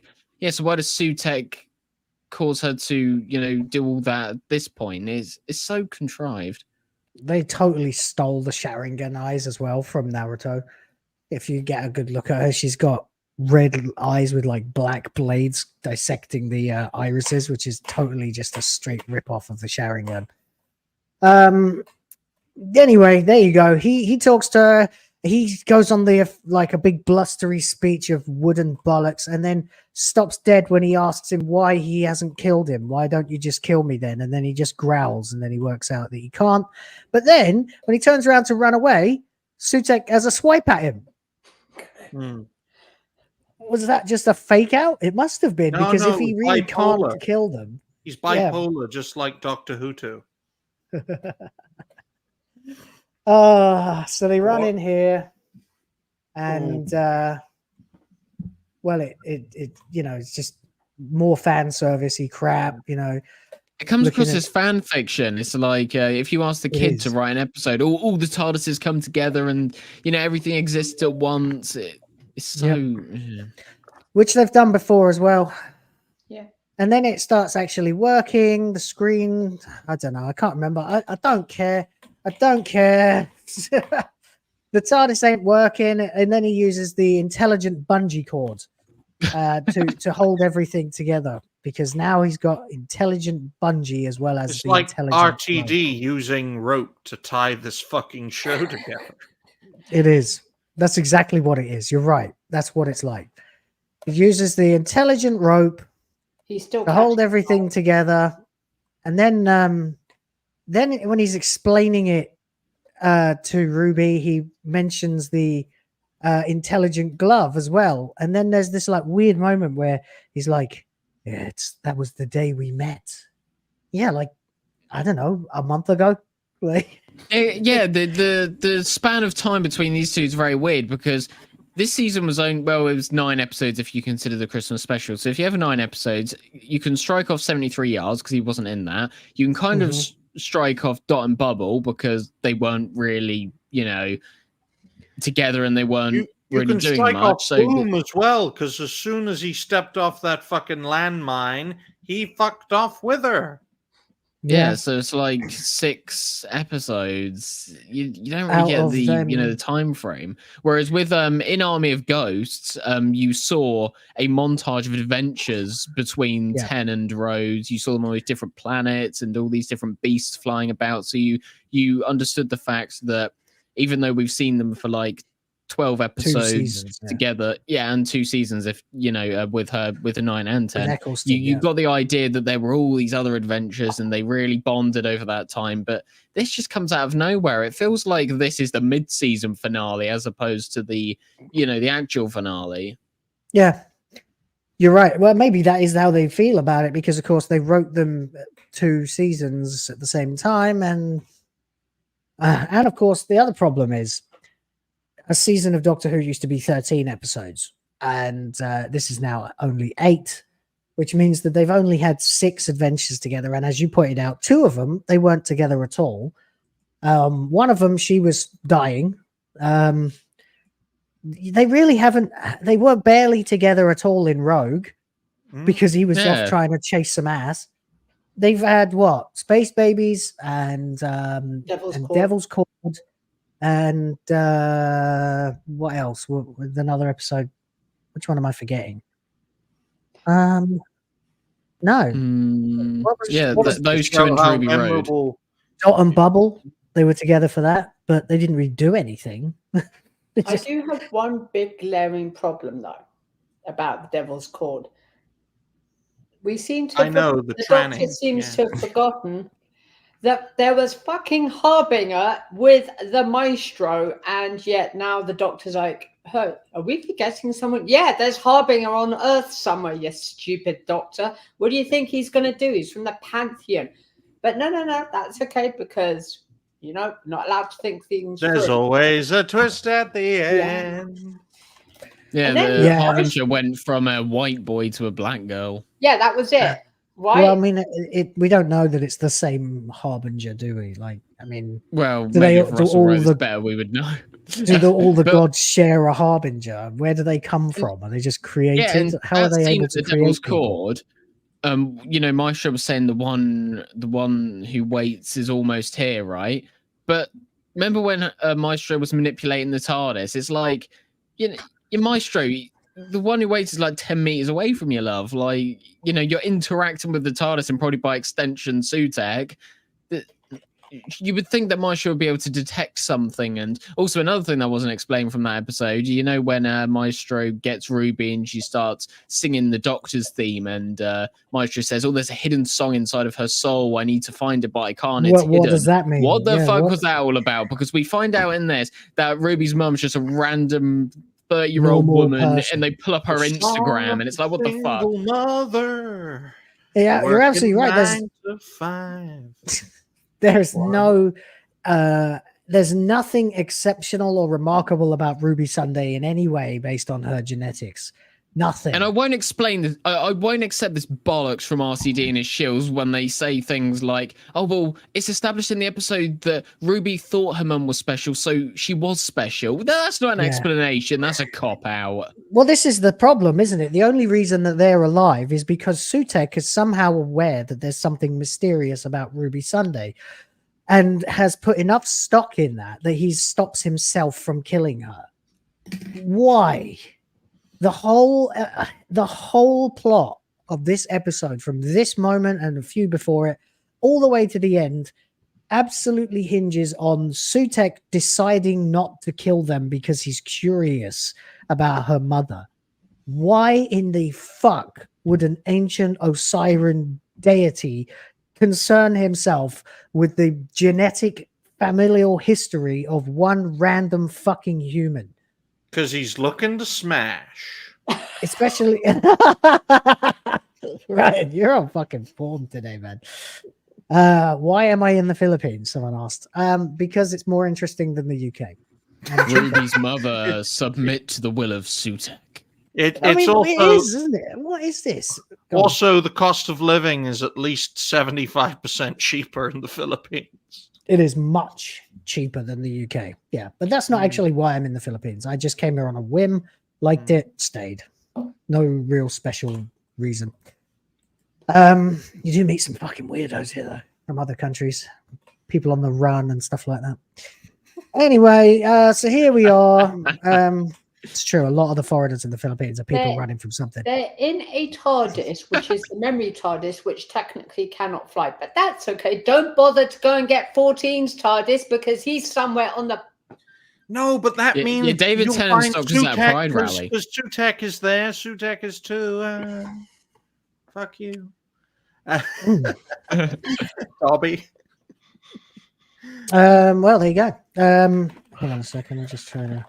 And the last place to fall to the sand is a country full of sand. So yeah, I know, right? Yeah. So yeah, we get to see the world being swallowed up. We get to see the Doctor sitting on the TARDIS entrance like this, which they've done it before. It's not a bad way to do things, I suppose. It was much cooler when Capaldi was on top of it and he was cross-legged and he was meditating. That was cool. Yeah, that was cool. Yeah, I saw a meme of that where he's doing that and then SUTEKH is behind him as well. Oh, you got your arse in my face. Get off your day, bastard. Yeah, I saw a meme of 13 and Yaz sitting having ice cream on top of the TARDIS as well. And next to them, SUTEKH is just sitting there as well. And in the first episode of The Flux, they like jump into the TARDIS from a tall height and there's like a bed there and they both land on it. And SUTEKH's probably like, fuck this shit. Another really good one that I saw was young Amelia Pond walking outside after the TARDIS crashes in her garden at the beginning of the 11th hour and the doors fling open instead of 11 popping out. It's SUTEKH. He's like, oh, that was one hell of a wild ride, wasn't it? God damn. Yeah. So you get this shot of all of creation now. And I mean, we're talking about the span of time of maybe 30 minutes since this began, I guess. I don't really know, but if everything's in relatively real time from the minute he arrived at unit to the minute that they're out here, then it's been 20 minutes maybe that they've been and the universe is brown. And the universe is fucking diarrhea brown. As the suns disappear and the planets erode into dust. I think that's kind of racist, you know. All of creation is dead and it's all just brown. Yeah. Why would the sun fade out? Is there anyone on the sun to disperse the dust? Yeah, but in the next scene it's not alive. There. The sun is not alive. I mean, it's not alive. It's a chemical. It's a chemical process, and it would burn the dust. And in the very next scene, if the sun has gone out, what the fuck's this? What's brightening this up? Stupid bastards. Oh, it's just bizarre. And then, of course, we get the ultimate cringe, which is the Doctor deciding to start screaming and crying. He cries, like gets more or less completely hysterical, and then just decides to scream and scream and scream and scream and scream. Ah! In space, no one can hear you scream. I'm gay. And Russell's leadership has really destroyed his finales. In the giggle, all that was leaked months before. I knew what was going to happen because I'd seen all those leaks, right? And in this as well, I remember before this season had even aired, they put out a trailer. I think it was an international trailer, and they forgot to edit out the memory TARDIS. And of course, they quickly took that down. They were like, "Oh no, this is the one," and it was Shooty's TARDIS. But everyone already knew, so everyone knew that had something to do with the memory TARDIS. Everyone knew sort of the general premise of what this episode will be about. He's really, just the lack of tightness and security over there has really ruined all this. Yeah. Yeah, this is a scene that makes you look at the Doctor and go, "You complete and total wuss." The only thing that was this, exactly. This had all of the superficial look of a powerful scene. But if you were convinced by it, then you are a cinematic idiot. You are literally a televisual retard, because it doesn't matter if Shooty screams, because he always cries. It would have mattered if it was Eccleston or Capaldi or one of the others. Of course, they would never actually reduce themselves to screaming like that, because that's just a modern Who thing. But for the Doctor to yell and scream and like with the raw energy of someone, whose life has fallen to shit around them, and they realize that they're partially responsible for spreading this wave of death around the universe. Yeah, it should have been powerful, but it isn't, because it's Shooty. And a much more powerful scene was in Death in Heaven, where Missy tells the Doctor the coordinates to find Gallifrey, and he goes there and it isn't there, and he walks back into the TARDIS and he starts smashing the console, right? That was good. He sort of breaks down, and he slowly, gets to the floor because he's that heartbroken. That was good. This is it. There's no layers to Shooty's performance. It's he's feeling sad. How are we going to show that? He's going to just cry. He's angry. So what's he going to do? He's going to just scream. He's happy. He's going to scream in excitement. There's no sort of dance. Yeah, there's no what's the word? Nuance to his performance. He should be happy though. The universe is now diverse. It's black and brown. He's won. Diversity, inclusivity, and equity has prevailed, and everything is a shade of brown, including this next scene with SUTEKH in it. Everything is sort of diarrhea brown. Yeah, and for a while I thought this was going to be the whole episode. Just wonderful. You've got all this budget and technology, and you've turned everything fucking brown. But fortunately, we don't get much of that for too long, for a while. And then it just it's like someone just sort of forgot to keep color grading the episode. So whatever. Anyway, this is the scene where Harbinger 2 decides to ask SUTEKH why, he's not happy. And he says, well, one thing persists. Everything else is dead, but one thing persists. And that apparently is Ruby and the Doctor, which is 2 things. 3 if you count Mel. 4 if you count the woman on the random planet that's still alive as well. 5 if you count the spoon. Yeah, why not? He says one thing persists, and they allude to the fact that is Ruby. Now, before we continue, I want to catch up just quickly with the last couple of things that came in. TJAP Steve gifted 10 Will of the Fans memberships. Thank you very, very much.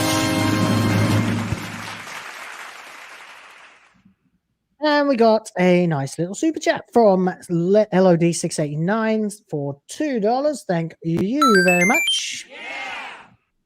There's thank you for sticking it out to review the season. You're welcome. As annoying as it's been, like everyone always says, the catharsis of being able to come in here and mock the fuck out of it with these other fine people is a lot of fun. And reading the comments too on my videos, I get hundreds of comments on every Doctor Who video I do, and they're all either really insightful or fucking hilarious. So you guys rock, and it's why it's been worth doing it. So thank you, everybody. Moving on, then, we are on this planet, which is, we find out the name later, but it doesn't matter. Planet Brown. Everything is brown. Welcome to Planet Iraq. Literally every single thing on this planet is a shade of brown. Yep. Everything. It looks like Mordor.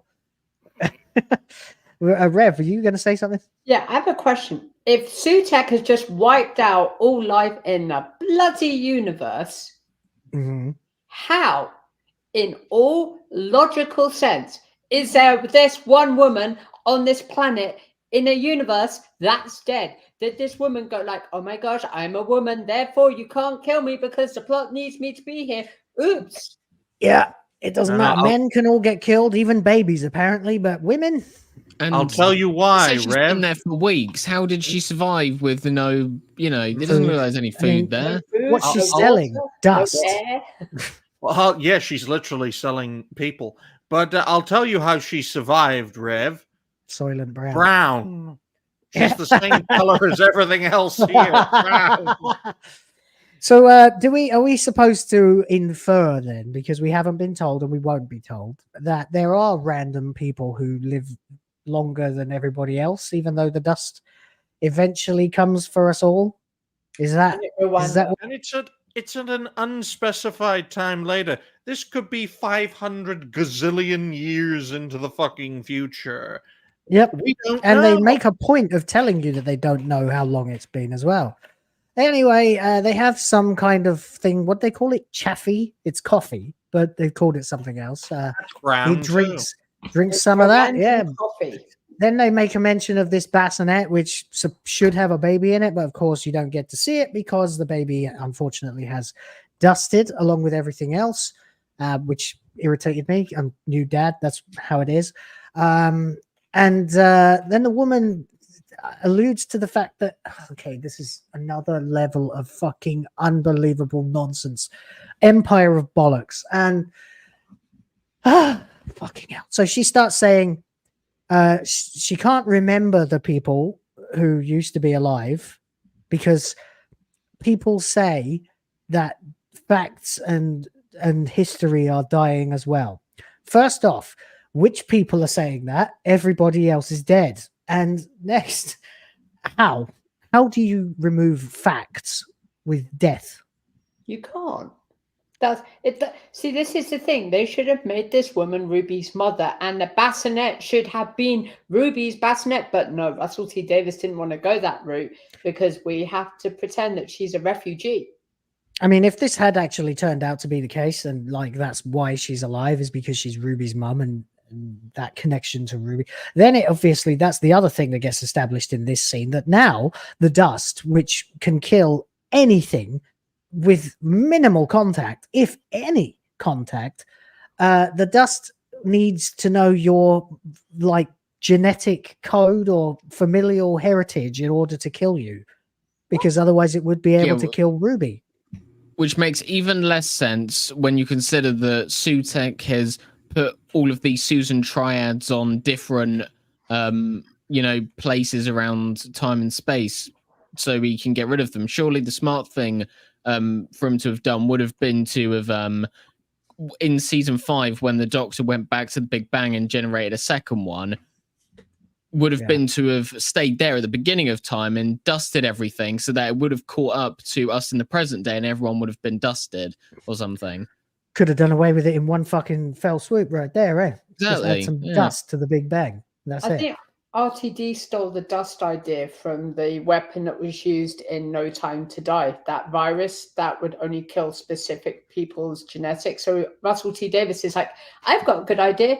I've ripped off Marvel. Why not just rip off James Bond as well? It's all part of the Disney brand now, so everything will be fine. Oh my God, does Disney own Bond? They've got a partial say in it, yeah. Fuck.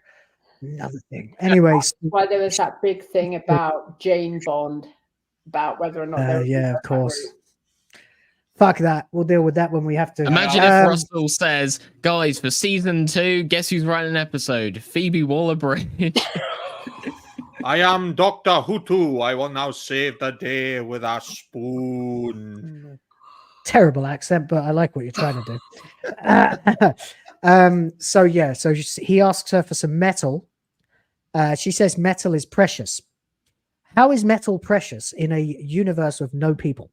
It would have been so funny if he asked for metal and she was like, okay, I'll give you some metal, and shanked him. And ate him. Exit light.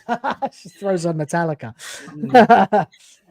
No, okay, so this doesn't make any sense because nothing can be precious if there's no people to provide value.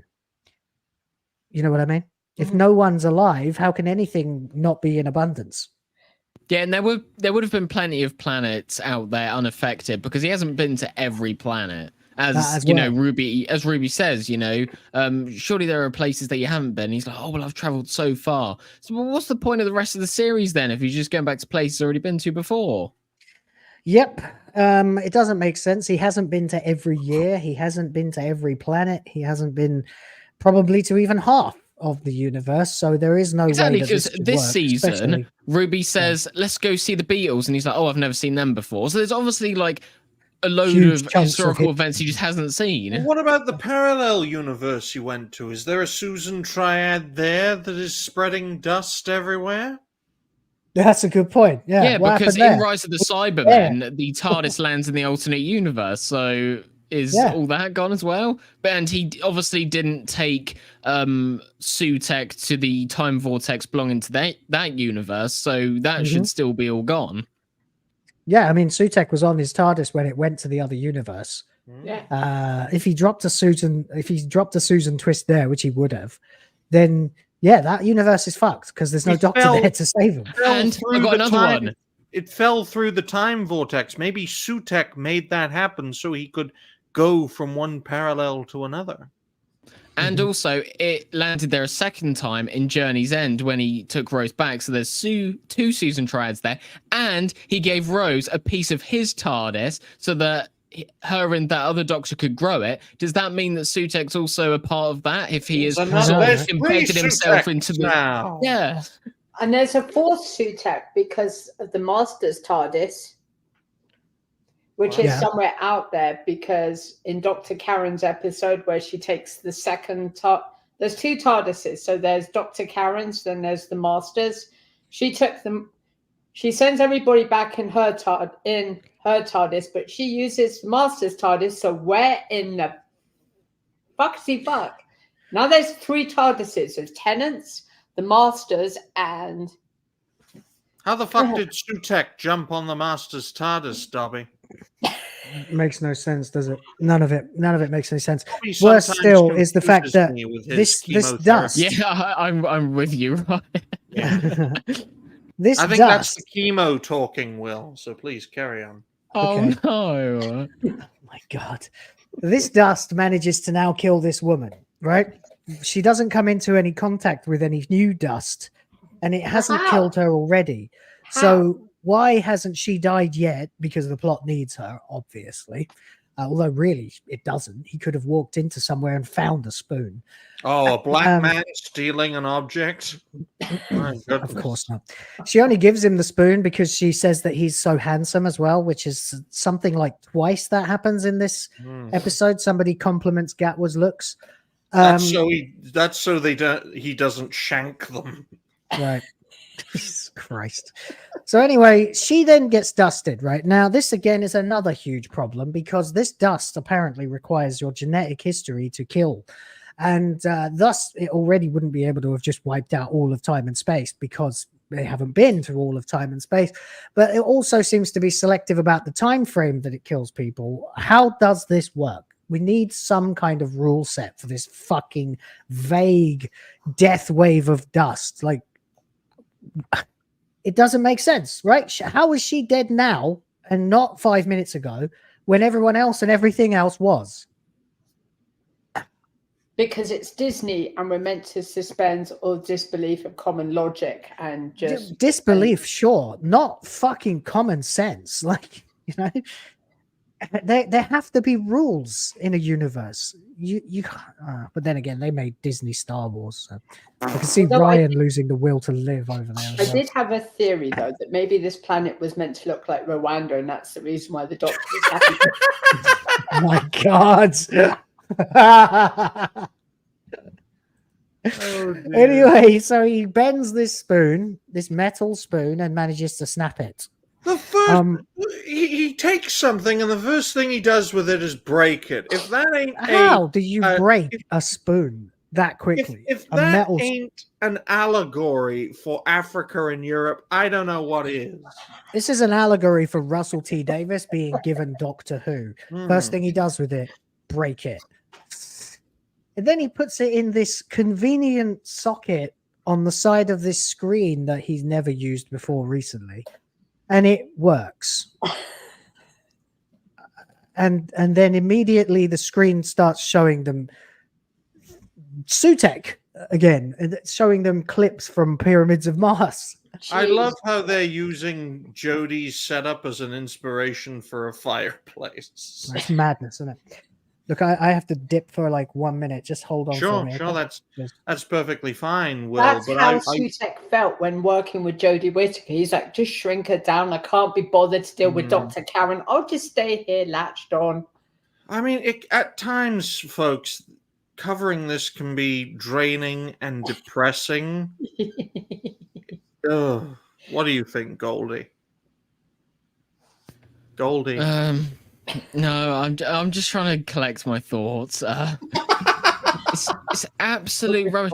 I don't see why they're just sort of floating about. Again, there should be plenty of places he hasn't been to, and even if all the people are wiped out there, the structures don't get destroyed or anything. So it's just that the people aren't there. There should be plenty of safe havens for them to go to, but everything's just rushed. There should have been, as I say, another episode, and they should have dragged this out for a bit longer, and they should have cleared up all the discrepancies in the plot.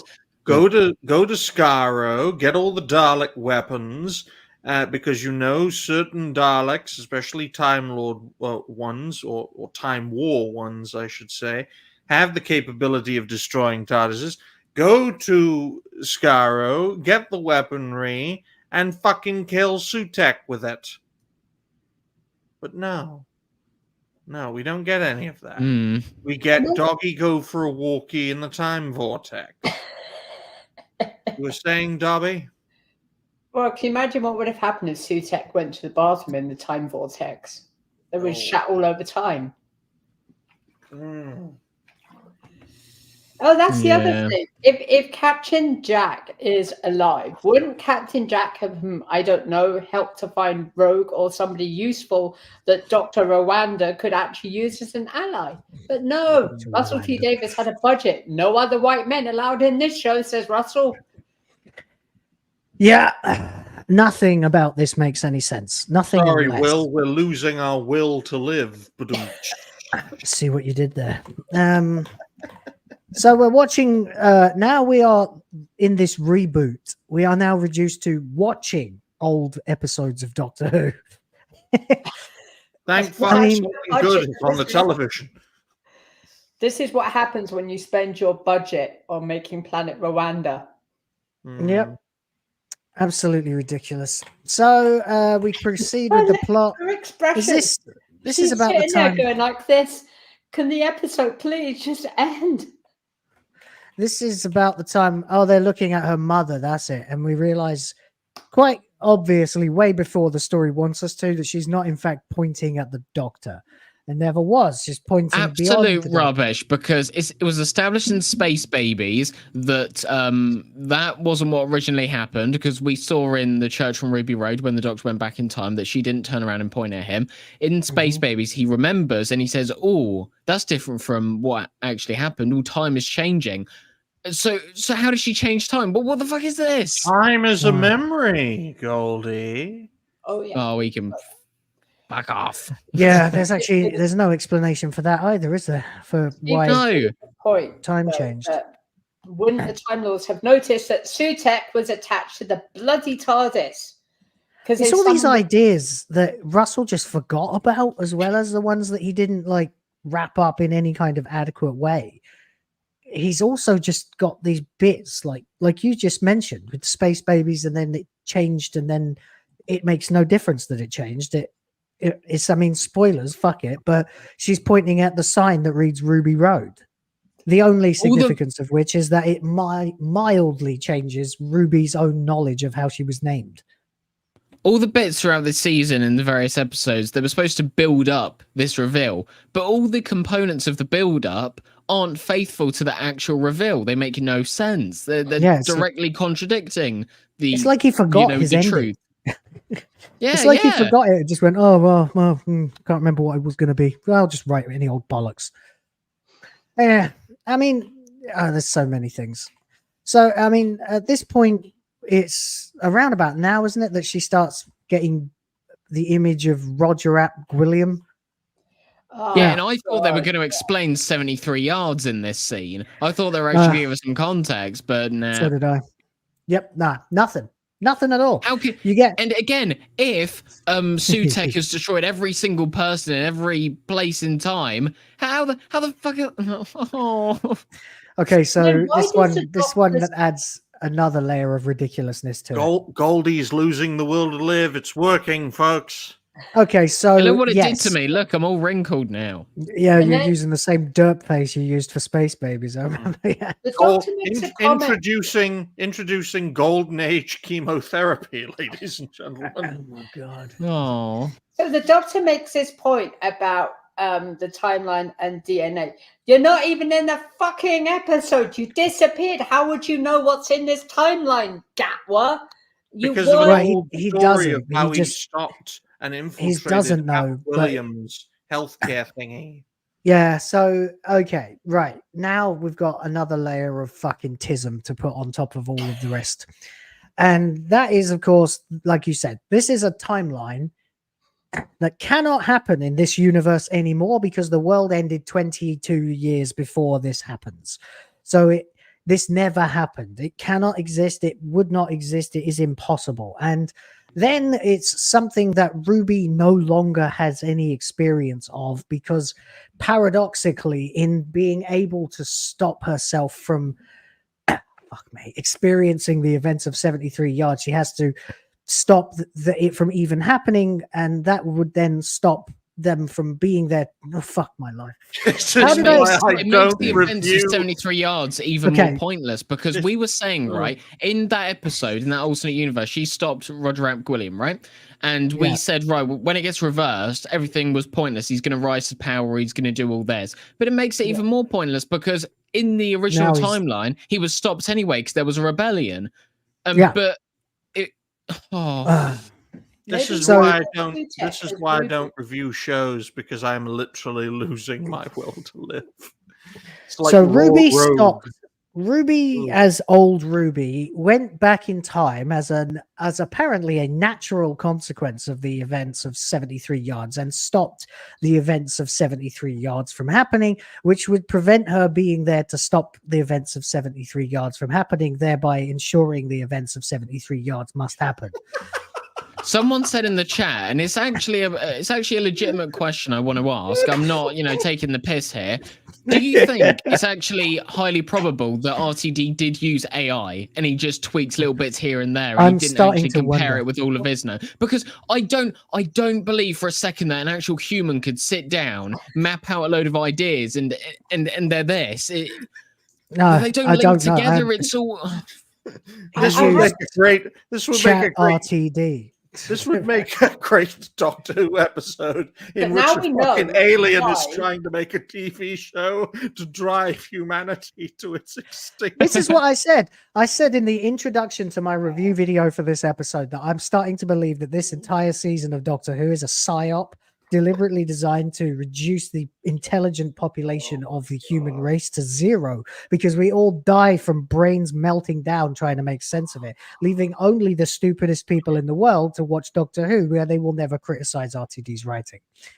I have a point. I have a really good point. Now we know why Prime Minister Nuclear Button Man ran away, because SUTEKH was probably right behind Ruby because he followed her through the entire event of 73 yards. So what he saw, SUTEKH was doing the good boy thing and just sitting behind Ruby going and finally go on. And then Ruby's like, oh, just don't mind me. I've just got a demon dog taking him for a walk in his ultimate timeline. No wonder he ran away. He's like, what the fuck is that?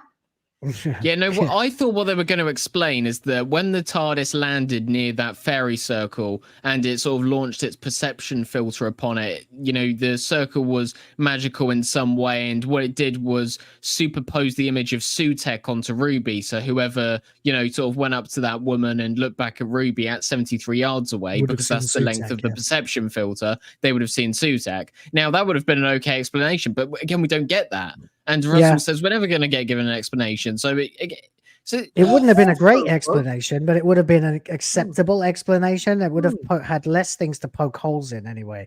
Also, but yeah, so now we're in this reality where this episode and the events of this universe are now hinging on something that never happened in a reality that paradoxes itself out of and then back into existence endlessly in a timeline that never actually happens, in order for the plot of this episode to actually happen. And we also don't know who the fuck Roger at Gwilliam even is. Who created him? Or is he just a person? No, he's just a madman, isn't he? He's just supposed to be an evil, nuclear-minded politician. That's his. Maybe he's Donald Trump. So I don't know. Maybe SUTEKH is trapped in the timeline because SUTEKH is seeing SUTEKH while SUTEKH is watching Ruby. Whilst Ruby is watching Ruby, watching the TARDIS, watching Ruby come out of the TARDIS. Oh, no. So anyway, the whole purpose of this is to introduce Roger Ap Gwilliam's desire to impose compulsory mandatory DNA testing on the United Kingdom in 2046, something that Ruby Sunday never even saw in the deleted timeline of 73 yards. So how would she know about that? Go on, Russell, you fucking retard. Tell us that. Cunt. Sorry. So, I mean, like, not only is she getting memories that she herself never experienced, but a parallel her did, the thing he's talking about isn't the thing that she saw him talking about in the episode. Madness. Is anyone still alive besides me? Ryan's gone. Ryan's gone. Okay, anyway, look, let's just bulldoze through this because it's fucking retarded. Oh, we get SUTEKH's voice in Mel's head, and we get the first shot of Ruby Sunday actually showing some skin, and then for some reason they've all changed clothes despite the fact that they wouldn't have a wardrobe, but fucking whatever. We move on, and now we're in presumably Parliament in the year 2046. Everything here has been dusted. Everyone is dead, right? So it's almost as if the dusting has just happened in 2046 as well as happening in 2024. But of course, that's impossible, because if it happened in 2024, then nobody would be alive. No one would be alive to kill in 2046. So, and yes, it is like the beginning of Red Dwarf. Everybody's dead, Dave. What's all this powder? That's catering officer Olaf Peterson. Anyway, they make it to fucking hmgovernment.inc, and there's Ruby Sunday actually looking like a woman for once, not being dressed up like a grandma. So there's that, which is, you know, not bad. Can't say I'm disappointed. We're in this room. Everything's brown. He magically hooks up his TV screeny jibby dobby to. This is the thing. Everybody's dead. How do you have power? How do you have the fucking Wi-Fi if the whole world is dead, Russell? Well, I mean, it is a magic contrivance box. So, yeah, don't ask questions. Just consume product. Yeah. It uses the sonic butt plug on it, and immediately it starts accessing the DNA archives of the UK that would no longer be online because, as you pointed out, there is no power because nobody's making power and the world has ended 22 years ago. And also, which of course means... Well, also, no one would sign up to a national biometric database, especially given the massive backlash to compulsory vaccination, I'm sure there would be a massive backlash to compulsory biometric information, and as a result, some people wouldn't sign on to it and would not support it, which means you wouldn't get 100% coverage. So how do we know? Maybe Ruby Sunday's mother was an anti-biometric fucker. I don't know. Nothing in this story makes any sense. She's clearly not the kind of person who's up for having, much known about her, because it's just so fucking hard to find. And then, of course, we're going to get to the big fucking ridiculous bit at the end. And then I have one small problem with this. If you are in the universe where Roger Dandy McNuclear Face was, he destroyed the whole thing with the nuclear bombs. What did you think 73 yards was about? Why did she stop him? Because he was going to use nuclear weapons. But don't let that worry you, because everywhere got dusted. But they were already killed by the nuclear bombs that the guy used. So she was dead. So yeah, again, this is a thing that Ruby never even saw. Even in the 73 yards parallel, whatever fucking reality it was that she got older and worked for Roger Ap Gwilliam, there was never a mention in that episode at any point about him saying anything about compulsory DNA testing.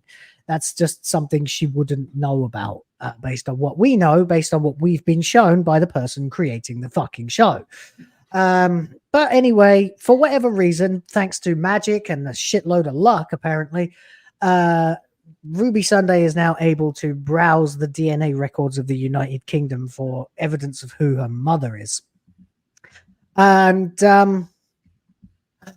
meanwhile, Mel is being SUTEKhed. So that's that. I mean, this is an interesting thing as well. SUTEKh had created Susan Triad, right? Supposedly. We don't know how, but he did. And Harbinger, presumably as well. Harriet Harbinger is the harbinger of SUTEKh. So those two, I completely understand being completely under his mind control and having the stupid skull mask thing on their faces. How does he possess Mel? I mean, I know he could possess people in Pyramids of Mars, but it's weird. Like, why didn't he possess more people if he was there? Like, isn't this? Yeah, they're in a different time and place. Yeah, I know. Yeah, but he can travel through time and space. I was going to say, imagine getting mind raped by a brown dog.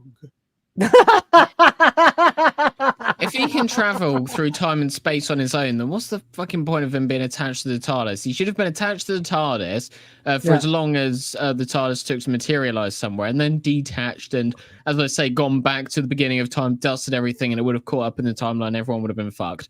And he could have done this thousands of years ago. It's weird, isn't it? Because clearly he can survive in the vortex. He is able to travel through the time tunnel in Pyramids of Mars. He doesn't necessarily need the TARDIS to survive in the vortex. And then later in this very episode, the second he's cut off from the TARDIS, he dies in the vortex. Literally seconds after no longer being attached to the TARDIS. He's in the vortex. It doesn't make sense. Hello, Ruby. Hello, ladies. I thought the Doctor was gay. It doesn't matter what the Doctor is, I personally think that Doctor Who 2 is a pansexual. It will literally fuck anything with a pulse, including doggy SUTEKH. Okay, now it's snowing. It is snowing, guys. No, that's the down drop from SUTEKH. Gat was cum. Anyway, so why is it snowing? Don't know. Why is this show? Don't know. Don't know, as Critical Drinker would say. Yeah, why is it snowing? Why does it snow? Why does Ruby have something about her that scared the fucking maestro? Why? None of it. No reason. None. Literally none. It's never happened before to anyone else that's traveled in the TARDIS, so it certainly isn't that. It never affected anyone else like she has this ability to make it snow. Why? We don't know. We don't know. Right. Single motherhood. Moving on. Snowing intensifies.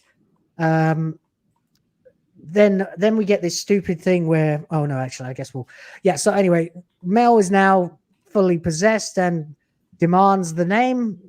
Ruby says that she's got the name, but she doesn't understand it, which doesn't make sense because she's still surprised later when they do identify her mother. And so what is on that screen? What has she got that she's, you know, at least pretending is very, very important? Maybe it's all part of the fake out because they are doing a fake out. They get beamed back to unit. SUTEKH's still there. Did they travel through time? Or is it now 2046? We don't know because it's not fucking explained. You just back at unit. Well, which version of unit? Oh, yeah, it's the Rwandan brown version. Hell yeah. Booby Sunday. I wish I'd thought of that. Anyway, so his SUTEKH just not walking around his brand new kingdom. He's still on the TARDIS. Going, yeah, still on the TARDIS, yeah. He's like, I'm just going to having a good time, Darby. Oh, yeah, he's fucking it, isn't he? He's constantly fucking it to generate all those Susan twists. Yeah, that's the logical reason behind all of this. Absolutely makes perfect sense. Oh my god! Wow! And that is why you spay your animals. So, I don't know, but another thing I should have pointed out when Ruby Sunday was on the screen. Tits. Anyway, right.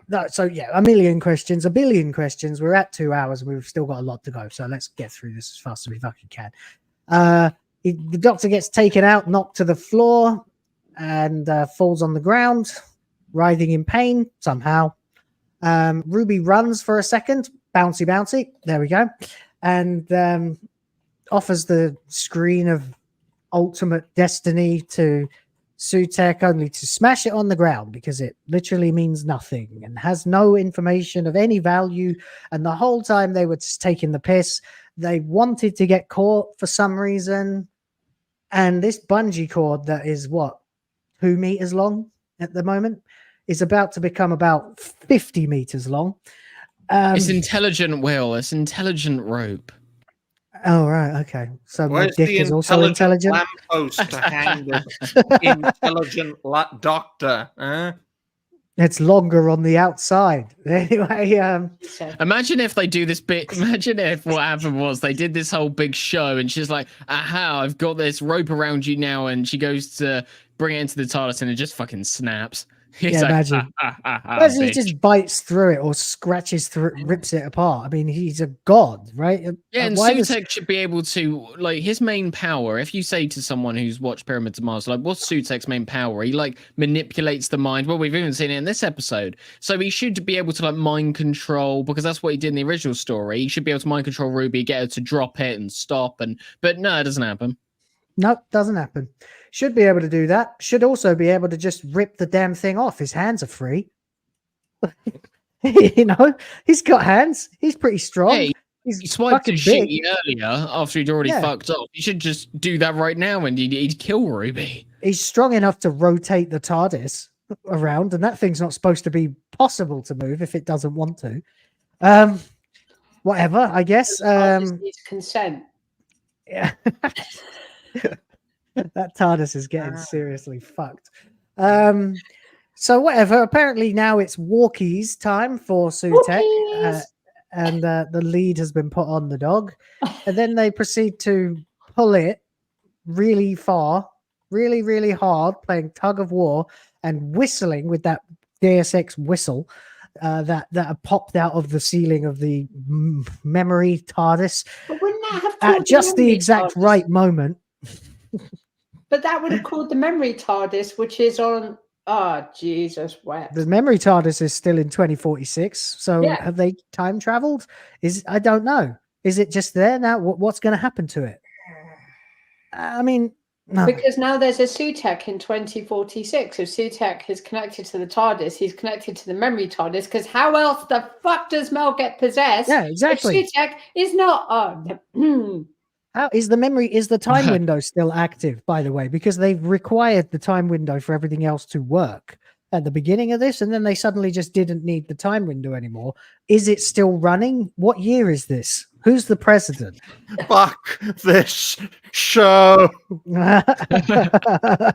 Anyway, by blowing a whistle, he's able to open a tiny flap under the TARDIS console that immediately turns into an Iron Man arc reactor chest beam and blasts straight through, I guess, Harbinger, or knocks her outside. SUTEKH's penis. And shoots SUTEKH right in the dick. Yeah.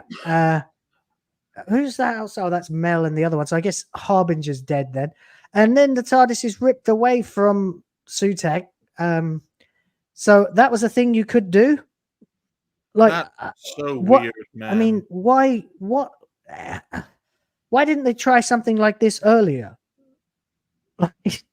Because the world had to end first for the Doctor to grow a set of balls to shoot SUTEKH in the dick. Yeah. So the TARDIS zaps. I mean, I could think of a bunch of other times that laser would have come in handy. But whatever. They run into the TARDIS because this rope just continues to get longer and longer and longer and longer and longer. That's what she said. Yep. Giggity giggity goo. And well, I don't care if we get demonetized. I'm playing random sequences of this now. I don't care. The TARDIS dematerializes, taking SUTEKH with it, and there they are, zipping along through the void. See, again, if this was a different story, as you know, Ryan said this, everything around it looks really great. Imagine if there was some episode and there was a huge paradox and there was a bunch of those time reapers flying and chasing after the TARDIS and the time vortex. That would have been that would have been amazing. And you know, and this looks really good. But it's everything around it, and it's the story and all the reason behind all of this. Something, and then we get the stupidest. Go on. You just reminded me, Goldie, Father's Day when Rose changes the timeline to save her father, and then the Doctor's like, "Oh, fuck you, Rose, I'm leaving." And then the TARDIS is hollow. So did SUTEKH die? It's did just the a cupboard, Reapers isn't it? kill SUTEKH? Yeah, all the dimensional energy's been ripped out of it because I think what happened was when the paradox happened, the Reapers sort of suspended that moment in time into a parallel thing, so it was no longer connected to the inside of the TARDIS. So again, yeah, where did SUTEKH go? If he's been binding himself to the TARDIS for all this time and it was just a wooden thing and there was nothing powerful about it, well, where did he go? Sack Russell T. Davis, sack Julie Gardner, sack Phil Collinson, and sack the other Jane guy whose Tranter. name I don't... What was his name? It's a her, Jane Tranter. Sack Jane Tranter as well. Then I'll come back. Can you arrange Remember when Bad Wolf in Rose form said, "I see life, I see death, I can bring life and death, I see everything that was and ever will be." Hang on a minute, Rose. Turn around, there's a fucking dog right behind you. Yeah, I wondered about that too. Like, what the hell happened there? It's just nonsense. And then we get the stupidest victory. Imagine SUTEKH during the Impossible Planet and the Satan Pit. The devil starts talking. He's like, "Hang on a minute, that voice sounds familiar. Oh wait, it's my voice. Me." Yeah. Don't look at me, Toby. Who said that? That's my voice. Yeah. Weird. It's all fucked up in it. Plus, actually, the TARDIS was at the bottom of the pit, wasn't it? Yeah. Yeah. And then SUTEKH got out of the TARDIS and then became Satan. And then when Satan got defeated, SUTEKH was like, "Oh, I'll just go back into the TARDIS." I also saw a meme of someone said, imagine SUTEKH during the season 5 finale when Amy and Rory are creating River Song and then banging into the TARDIS. SUTEKH's like, "Ah!" While he's banging the TARDIS to create another Susan Triad. Fuck my life. And why didn't Vincent Van Gogh paint the fucking SUTEKH on top of the TARDIS and be like, "Look, I'm just going to change art. I'm going to paint a doggy." It's more than that. There's times the TARDIS has been painted before. It got painted in fucking McCoy's run as well. They painted Modern it red art. in I can't think what episode it was. The one with the people like you can't say your nickname or whatever. Starry, starry night with a bloody flying dog behind it. Yeah. Ruff, ruff. My God. And then the only thing as dumb as that now really is how they defeat him, because that makes fucking no sense either. He stands there and he shouts a bunch of shit at SUTEKH, and he says, "Oh, I know how I'm gonna beat you because what happens if you bring death to death? He's gonna fly him through time and space again, and that is going to create happiness patrol, and that is going to cause.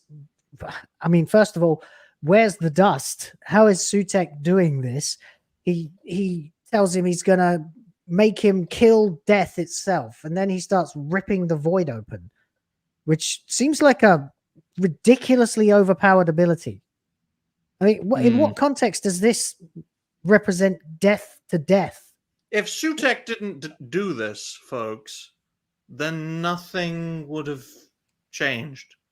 So, I mean, what I mean is... And like... more importantly, that just means that everything that's happened in time, including the Time War, including the Cybermen, including the Master, including every single villain that's existed in the history of Doctor Who, guess what? We're back! Which means the Doctor now has even the to fight Daleks in the Time War to save Gallifrey, and then all over again. So, well done, Ncuti Gatwa. You've just reversed the course of time, which means you're going to watch Gallifrey die again. Aren't you a lucky boy? I can answer that question in regards to what happens when you bring brown to brown. And it's simple. You get the Rwandan genocide. Yeah. I was going to say, you get what's going on in Palestine. It's ridiculous. If the only reason that all this is reversed is because SUTEKH scratches the time vortex for about 10 seconds, then again, why did he travel from place to place to place from time to time with the Doctor for all these years if all it took for him was to detach from the TARDIS and scrape the vortex and bring death? That's all he had to do. To bring death. Exactly. It's ridiculous. And also, what makes it even worse is once he does this, right, and everyone wakes up and they've all been brought back to life, they all wake up because it's like they've been stunned, right? It's like they've all been asleep. They wake up and they're all... And if that happened in every single time period, that should have a bunch of repercussions, because in wars, right, if, everyone got dusted on the battlefield, they would all wake up, and I doubt they would have immediately just gone back to fighting. So perhaps they would have got together, or they would have seen something went on, and they... it doesn't make any sense. All these, historical moments, like when people set off all these bombs, when people signed agreements, when people did all these artworks, right? They would have all woken up, and at every single point in time, which means they would have been permanently asleep. So if they woke up, like, it must create infinite other timelines. Because again, if this happened, fuck. This isn't even the worst part of this episode. That's to come, ladies and gentlemen. Because the final third of this episode doesn't need to even be there. Yeah, I know, yeah. And once again, it's just London that you see when the vortex... So you only see contemporary London. Well, look how brown it is. Yeah, it's Rwanda. Rwandan. Anyway, so that's what happens. There's a big scar across the sky. And that makes everybody is alive again, and yet they're still covered in dust. Well, wouldn't Jason Noble now be a boy? Because I said you could. Yeah, would it reset his body to how it should be? He's gonna wake up and be like, "What the hell am I wearing? What is going on? I'm a boy." Yeah. Yo, what the fuck? What the fuck is this? Like, so Magic everyone's alive. Johnson, They're a bit dusty, but they're alive. Magic Johnson no longer has AIDS now. Kevin Hart saved him. We get a random cutaway to this guy coming back to life, which I'm like, why? Who gives a fuck about this guy? It's not important. He had like 2 lines in the previous episode. You get Ruby's mum is alive again, and they're alive again. And there's your bit where Mrs. Flood shouts, "Oh, that clever boy," which is going to fuel the "Is she Clara" theorists for the next year or so. She's actually delighted and very, very happy to be alive again. Cherry is also extremely happy as well. They act like they're best friends, and yet literally before they got blipped or whatever the fuck, dusted or whatever, she was threatening her. That's what they were up to before everything went to shit. Like 10 minutes before the dust wiped out all life in London, she had like stood there and told her, you're not going to get a cup of tea, bitch. And then he is coming, he waits no more. Why would she be happy to see her? I don't get it. Anyway, there's a million tiny little things and the huge, gigantic ones. And then they go back to, they go outside for some reason. I mean, fine, I suppose. And they just want to go back and remember the bi-generation or something. And then they're fucking. Then they have a little chat. They stand there and have a little chat. All the planets come back. They're mentioning places like the Ood sphere and other planets that they've been to on other adventures. Again, references that you wouldn't understand if you don't know. And, if you hadn't seen the Ood, for example. Even Skaro, he says in the first one, when they're all dying, he says even the Daleks are dead. Which actually doesn't make any sense, because how would dust get into a Dalek's casing and kill it? Good point. It doesn't make any sense. Anyway, whatever. Then we find out that this lady and her baby are no longer dead. A single parent mother saved the universe. She said she had a husband. Where's he? He fucking ran away. On their planet, it's the other way around. Oh no. The new dad in me made me kind of happy about that, but and then they're all very happy, and then the doctor says, "Oh, we defeated a monster and now I must become a monster." And basically just says, "I'm better than you. I represent life and you made me do this." And then he just literally shuts the door, which severs the cable, and SUTEKH floats away into the void. And I do find it interesting. He says, "Can't survive it." A monster. You are a fucking monster. I know, but why is this now fatal to SUTEKH? It makes no sense, because he's been in a fucking time vortex before. But he's been in it for thousands of years. He's had sex with the TARDIS so often that he can't live without it. Jesus Christ. Goldie, have you got anything to add to this? Because this confuses me. Why is it suddenly going to kill him being in the rift or whatever? Yeah, it makes absolutely no sense. It'll probably be revealed at a later date that he just ended up somewhere and he's regaining his power or something.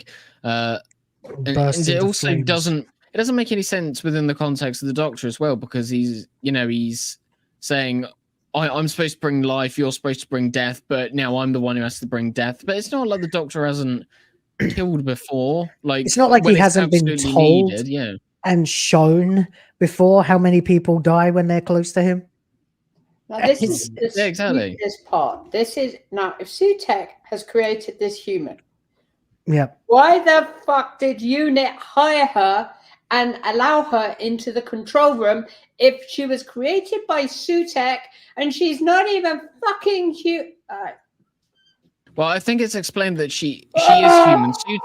SUTEKH created a perfect human as some sort of disguise, and now that aspect's been, but she rid of. I don't understand. Yeah, should she not, are there still billions of her everywhere? No, yeah, exactly. Yeah, and it didn't. And here's the thing as well, and I don't think we've brought this up yet.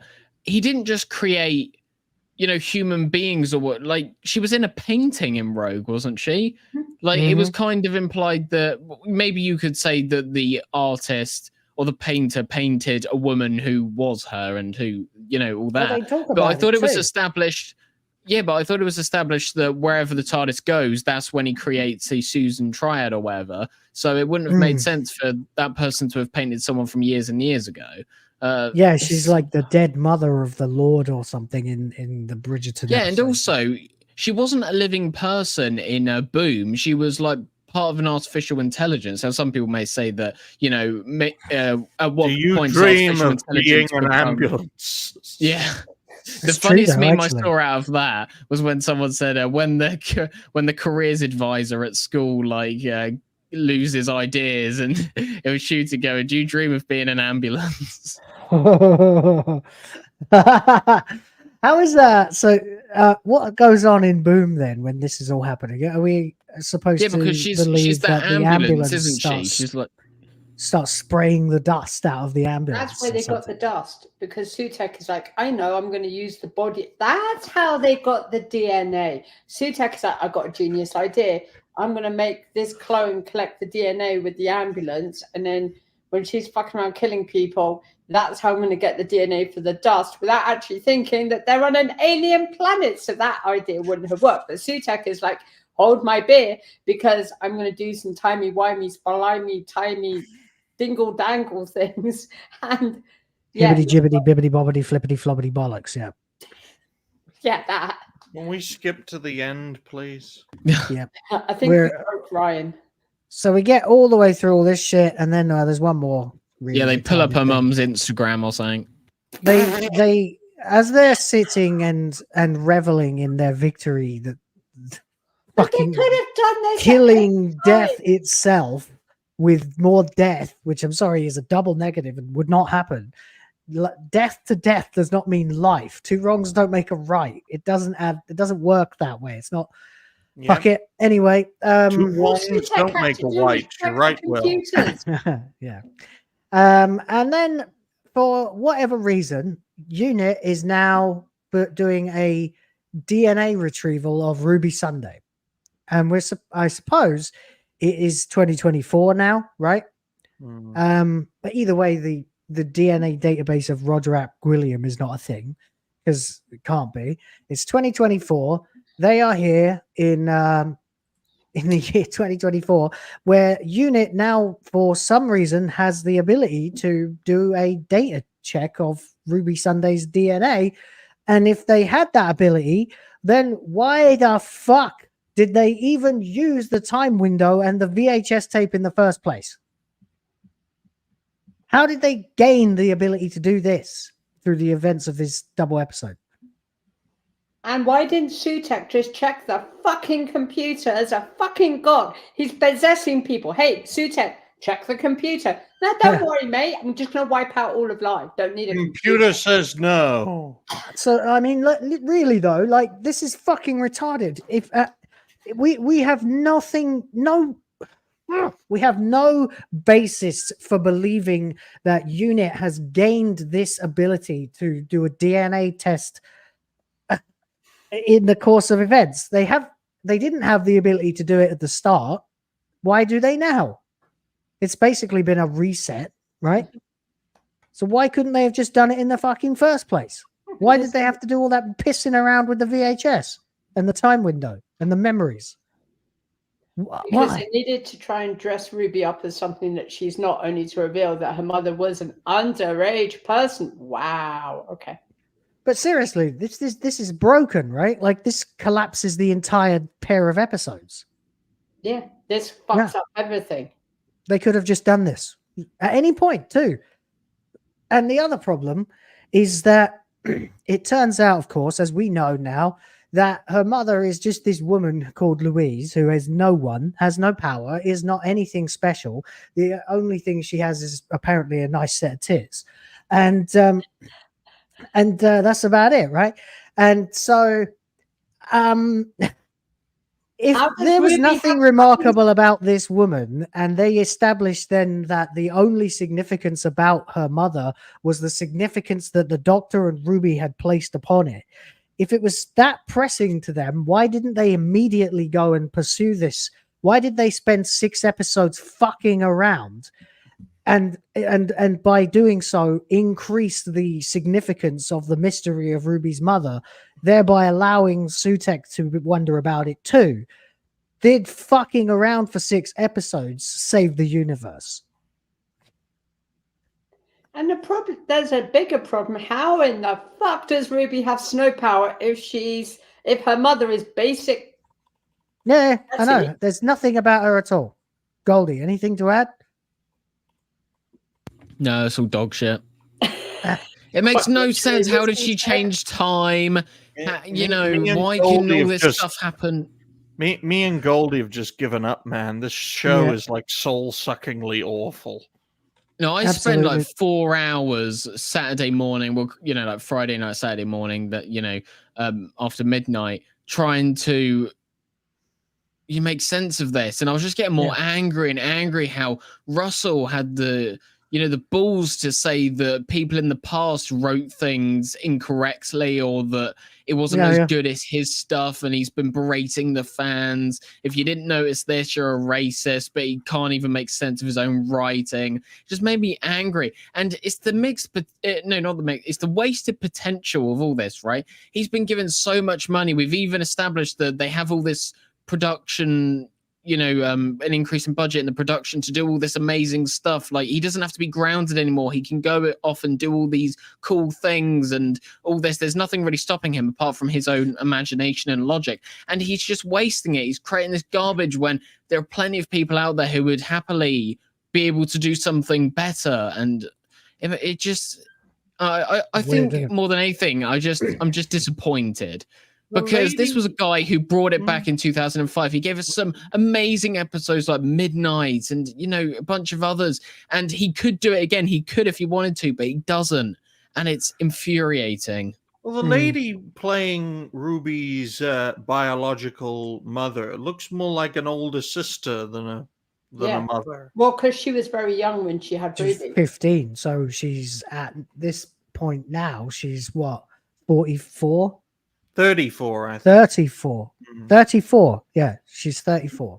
Yeah, if Ruby's 19 and she was 15. Yeah, she's 34. Yeah, that's right. Yeah. And then the other big glaring problem with this is, again, Russell, you haven't explained, why does Ruby have fucking snow power? Is she Elsa? Have you decided that you're going to just let her go? No idea. Dobby, it is a nice scene. I am SUTEKH, the destroyer of all things. And Dobby, then the you just need to let it go. Just let it go. And then Dr. Gatwa looks straight at the camera again for some reason. I don't know why. I thought it was going to be a fourth wall break, but it wasn't. He's realized he's a black man. And he left his granddaughter. He walked out. I just noticed that huge fucking scar he's got down his face as well. That's from Rwanda. From his eyebrow all the way down to beside his nose. Was that when SUTEKH swiped on him? No, he would have been bleeding. Oh, It's just dumb. Anyway, all's well that ends well. Ruby doesn't want to go with the doctor anymore because she wants to go and find her dad now as well because they think that they can find him. That is SUTEKH. They have an emotional-ish goodbye that wasn't earned. She tells him she loves him. He's like, you changed for the better. We haven't seen any progression. There's been no change to this character. He says literally that she's made him think more about his family. He doesn't have one. He's a fucking Time Lord. His family's dead. He died on Gallifrey. His only friend is the Master. And then he cries. And then he cries. Yeah, no, but before Ruby's like, I love you. Like, how's that supposed to be interpreted? Like, she hasn't been shown to have been gay, so does she have a thing for the doctor? Is it a platonic thing? Which, in case, it doesn't really make much sense because they haven't known each other for that long. And I've never really understood this. And this is a critique I've had of plenty Doctor Who stories. Whenever the fucking ceiling. Remember? Yeah.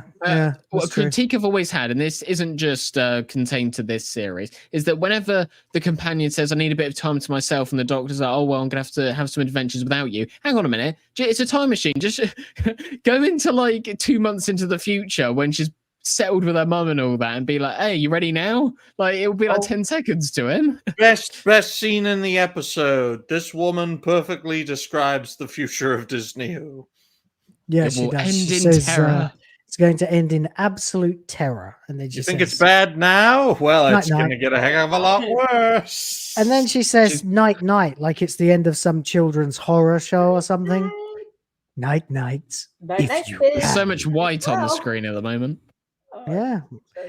So there you go. And that is game. And Goodbye. Actually, go forward a few bits after this, because this is the final scene. They should say like, Doctor Who will return. Yeah, someone said the funniest comment I saw on Twitter. Someone said this sounds like a threat. Doctor Who will return. No, don't bring it back. No, no more. No, I don't want it to return. Oh, dear. Meanwhile, the cat is here to provide emotional support. Yeah, let's get this garbage My off the will screen. to live is returning because when We'll wrap it up. We'll wrap it up, but we'll do some memes too. Empire of Bollocks, ladies and gentlemen. Empire of Bollocks. It was utter nonsense from start to finish. It contradicted other episodes. It contradicted itself. It never established anything, and it was basically space magic. It was a Deus Ex Fantastica that fixed the problem at the end. It's the biggest load of higgledy-piggledy bollocks that I've ever seen in my entire life. Timey-wimey space stuff. It's just bollocks. Bollocks is the only word I can come up with for it. Utter, complete, and total bollocks. Scores, anyone? I gave it 0. bollocks out of 10. How about 0. fuck you out of 10? Oh, take that as well, yeah. A Rwandan genocide out of 10. Oh no. Ooh. Scathing. I think I gave it like a 0.5 out of 10. Wait, you're treating this seriously, Goldie? They haven't treated us seriously. 0.5 for the fact that things were happening. I wasn't necessarily bored. There was motion on the screen. screen. Dog shit. I still think the worst episode of this season is Rogue. I'm sorry, I don't like that one. No, I hate that episode. Oh, It's he's going trash. to be back next season because It's either 73 yards or Rogue, yeah. Because remember, Rogue says, "Come find me." That's another thing. I don't know about that. I would say the only episodes that I would consider watchable, or I think. Sorry, Brown out of above 10 is making me laugh. Yeah. Ruby Booby out of 10. The top 2 episodes of this season, I think, Boom, which I did really like, and I would say 73 yards, just because half of it was amazing, the other half was dog shit. But I think they're the only 2 episodes that I would acknowledge out this season. Let me put it this way: if someone said, "Right, you have to pick, an episode or 2 to watch," yeah. If someone said, "Right, you have to watch this season again," I wouldn't complain if I was forced to watch Boom and 73 yards. I wouldn't complain. I would complain about the rest of them. Darby's I'd pussy complain. is elevating. I'd complain about 73 yards. I can't watch something that slaps me in the face at the end. I just can't. At this point, Devil's Cord looks like a good episode. No, it doesn't. Oh my it's all God. dog shit. Oh my God, it actually does, yeah. There's a beginning, there's a middle, and there's a There's a coherent story. fucking end with a twist at it. There's There's a a story There's with a always villain, twist with at the end. motivation. We were so young and naive 6 weeks ago, weren't we? When we were reviewing Devil's Devil's bad. Cord. Devil's Cord was bad, absolutely, but I wasn't losing the will to live covering it like Rogue and Empire of Death. Yeah, people are giving it negative infinity, a minus 100, whatever out of 10. Yeah, I mean, obviously that is what it, in terms of morals and ethics, that's what it deserves. Yeah, that's why I just took the piss, because I don't see that giving it an actual score is worth my time, because they clearly don't take me seriously as a viewer who deserves respect. So I don't take them seriously as screen runners, showrunner, whatever. It's a bollocks out of 10. It makes the Acolyte look good. Oh, Jesus Oh, Christ. the squirting squirrel. Oh, I haven't seen that. I don't know whether I should watch that for review purposes or not, or whether I should just do what I do at the moment, which is watch other people's videos reviewing it. I was umming and ahhing about reviewing the Acolyte, but fuck that. I don't know. What does the cat think? What do you think? She Meow. said 0. Okay. Yeah, trash. Absolute garbage. The whole series has been utterly awful. I would say this though, Boom I'd was the rather mess. watch, and don't take this as I liked this season or anything, right? Don't take that, because I know some people may run with that. Careful but I would now. rather watch this again many times than any of the Jodie stuff. I would. If you haven't, I don't know if you've seen all of it, Will. It is I haven't no, seen it is all of it. no, it's awful. That drains the life out of me more than this. The soundtrack was fucking embarrassingly bad for Yeah, that. there was no soundtrack, which is fucking humming. I can't. I would not be able to watch that again. I I'd rather do something I can't say on air. But dear. I'd rather watch this season than watch any of the Chibnall stuff. I didn't like this. I didn't like You've it. started it already, mate. Your I knew reputation this would is in happen. I knew tatters. this would happen. Let's do something more entertaining. Let's try. You couldn't have done the anything cat. worse. If you'd raped a dog on live stream, people would have more respect for you than if you say you'd watch this. Oh my god. Yeah, okay, well, next week we will probably do a wrap-up of the entire series. Debrief, if you like. We'll have a guest. We'll sort of work on who that's going to be. I think I can arrange someone. There's a few people. Oh, yeah? Oh, you're going to do that? Oh, yeah. Okay, that'll be good if you can pull that off. That would be very good. But before that, Rev, you've got some memes, I believe. Yeah, if I can share my screen. I don't even know where I put the folder now. It'd probably be a few people. I can share my screen for some memes as well. Yeah, we've got some SUTEKH memes. There were a few. I'd like to see if you want to present something. I'll pop it up. Bookmark. Let's hide my DMs. Don't want to pull an Atreus. Yeah, I nearly did Especially that. the DMs that you did last night. Just kidding. I'll start. There's one I like. That would be this one. I think is fucking funny. Where you've got Clara, War Doctor, M11 and 10, and 3 TARDISes, each of which has a SUTEKH. Oh, hey guys, why am I like this? Do we do the death yet?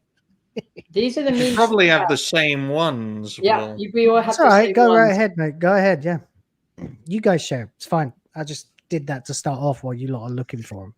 Okay. Oh, got to find them again now. There have been loads. Absolute garbage. Somebody sent a few in our Discord. By the way, everybody watching, go ahead and join the Discord. Link is not in description because I forgot that.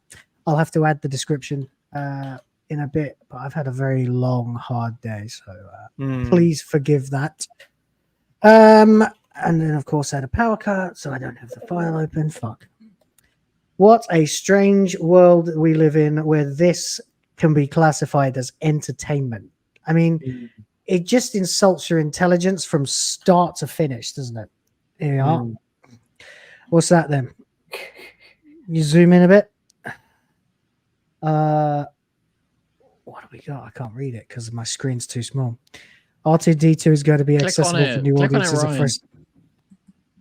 All right. I didn't even know you were speaking to me. Okay, here you go. Fucking SUTEKH. Boomer. Oh, Ryan is a boomer. Yeah. R2D2 is going to be. Ryan's only RTD2 is going to be accessible for new audiences at fresh start. Detangled of lore after the 60th. Yeah. It's exactly what I said. It was going to be something new. Doesn't rely on anything from the past. Oh, here's a classic villain that not even like just New Who viewers would know. It's I had no idea. This is a classic villain, and if he was trying to bring in classic fans, it was never going to happen because he told them to fuck off. Yep. Yep. There's another one here. What's that say? Hang on. Let's get this on the screen and have a look. Somebody posted what? I don't know if this is a mocking meme or actually. Hang on. Ryan's going to regenerate in a minute. Right, it's about time. What's this, Rory? But that's the sun, is it? Well, here's the noise the sun is making right now. That's my TARDIS burning up. That's why I've been keeping the earth warm. SUTEKH screaming in pain. I'm going to kill every last one of you. Yeah. That's a good one. Yeah, very good. I like these because people are just taking the fucking piss. They are just sort of everyone online, the shills and us and our side of things. Everyone's just mocking the fuck out of us. People are far more inventive than the establishment, which just goes to show with the effective unity and the effective organization, we can conquer the 21st century. I think I can confirm to you right now that RTD did use AI or ChatGPT for this season or the plot arc of the season. Do you know why? Really? Because I went on to ChatGPT not too long ago, and I typed in, give me an idea for a Doctor Who story that surrounds the TARDIS, something to do with the TARDIS. And it says the first thing it came up with for a suggestion of an idea is there's been a secret entity on board the TARDIS for years and years and years. And I'm thinking, oh, that sounds familiar. Something that's been attached to the TARDIS for many years. Oh, that's what this was. Huh. That's interesting, isn't it? That's fucking like exactly what this was. Here's another one. Raggedy Man, goodbye. And then there's the angel, sad doctor, and the angel was pointing at SUTEKH. Oh, it all makes sense. Yeah. God, what a mess. Check your Discord. I just sent you a whole bunch. Well, what, DM? Yeah. Okay. What do we got here? Let's have a look. Okay, hold on. I never thought covering a bad show would make me ill. Why is this here? I am starting to yawn, Ryan. Yeah. Hang on a minute. Oh, for fuck's sake. Yeah, I was kind of waiting for somebody to make a version of the song from the end of WandaVision. It was SUTEKH all along. I was waiting for SUTEKH to appear with the Darkhold and be like, "Ha, pwned you, sucker." It's just shit, isn't it? The idea that this was what it was all building to. This. Can you imagine if SUTEKH was to fight Thanos? It would be a good fight. 99% of the chills have come around and they've said, right, even this is garbage. But there have been the odd few that I've come across and they've tried to explain this. They're like, oh, it all makes sense because in Rose, Clive said that the Doctor always brings a constant companion with him, which is death, and SUTEKH's the god of death. Oh, it makes sense. Oh, Russell had it planned out from the start. Oh, did he fuck? Yeah. No, he didn't have a plan. It's retarded. I'd like to see what more of them are saying because the copers now are looking as retarded as anything else. If you are on board with this as any kind of good entertainment, you are therefore a fucking retard, and you don't even classify as intelligent enough to understand sci-fi. Because how could anyone watch this and say this is good sci-fi? It's beyond the pale. It's just brain-meltingly stupid all the time. Russell should stick to writing soap operas because that's clearly what he wants to do. He wants to write some sort of long-lost family, some sort of drama that's not in any way attached to sci-fi. So, yeah, he should piss off and just do that. Yeah, I said it when he was... The scene where Ruby met her mum was well done. It was pretty nice. It was a little bit of an emotional thing, and it didn't really feel like it belonged in Doctor Who. It was good in its own right, but not as a part of Doctor Who. Exactly. Yeah. What I mean is, it was a mechanically effective scene. It was written okay. It hit that emotional chord, and it wasn't bad. It was well acted because I mean Gibson's been the best thing about this series for me. I didn't expect much from her, and I've been more or less pleasantly surprised most of the time by her performance. I feel sorry for her because I think she's been amazing. I do. I think she was 100% the best thing about this series, and everything else has let her down horrifyingly. So yeah, I guess that scene was all right. And in my review, I said Russell needs to stick to doing stuff like this because he genuinely doesn't seem to be able to do Doctor Who anymore. If he's even interested in trying to do Doctor Who anymore. Anyway, what's this? Huh? That's weird.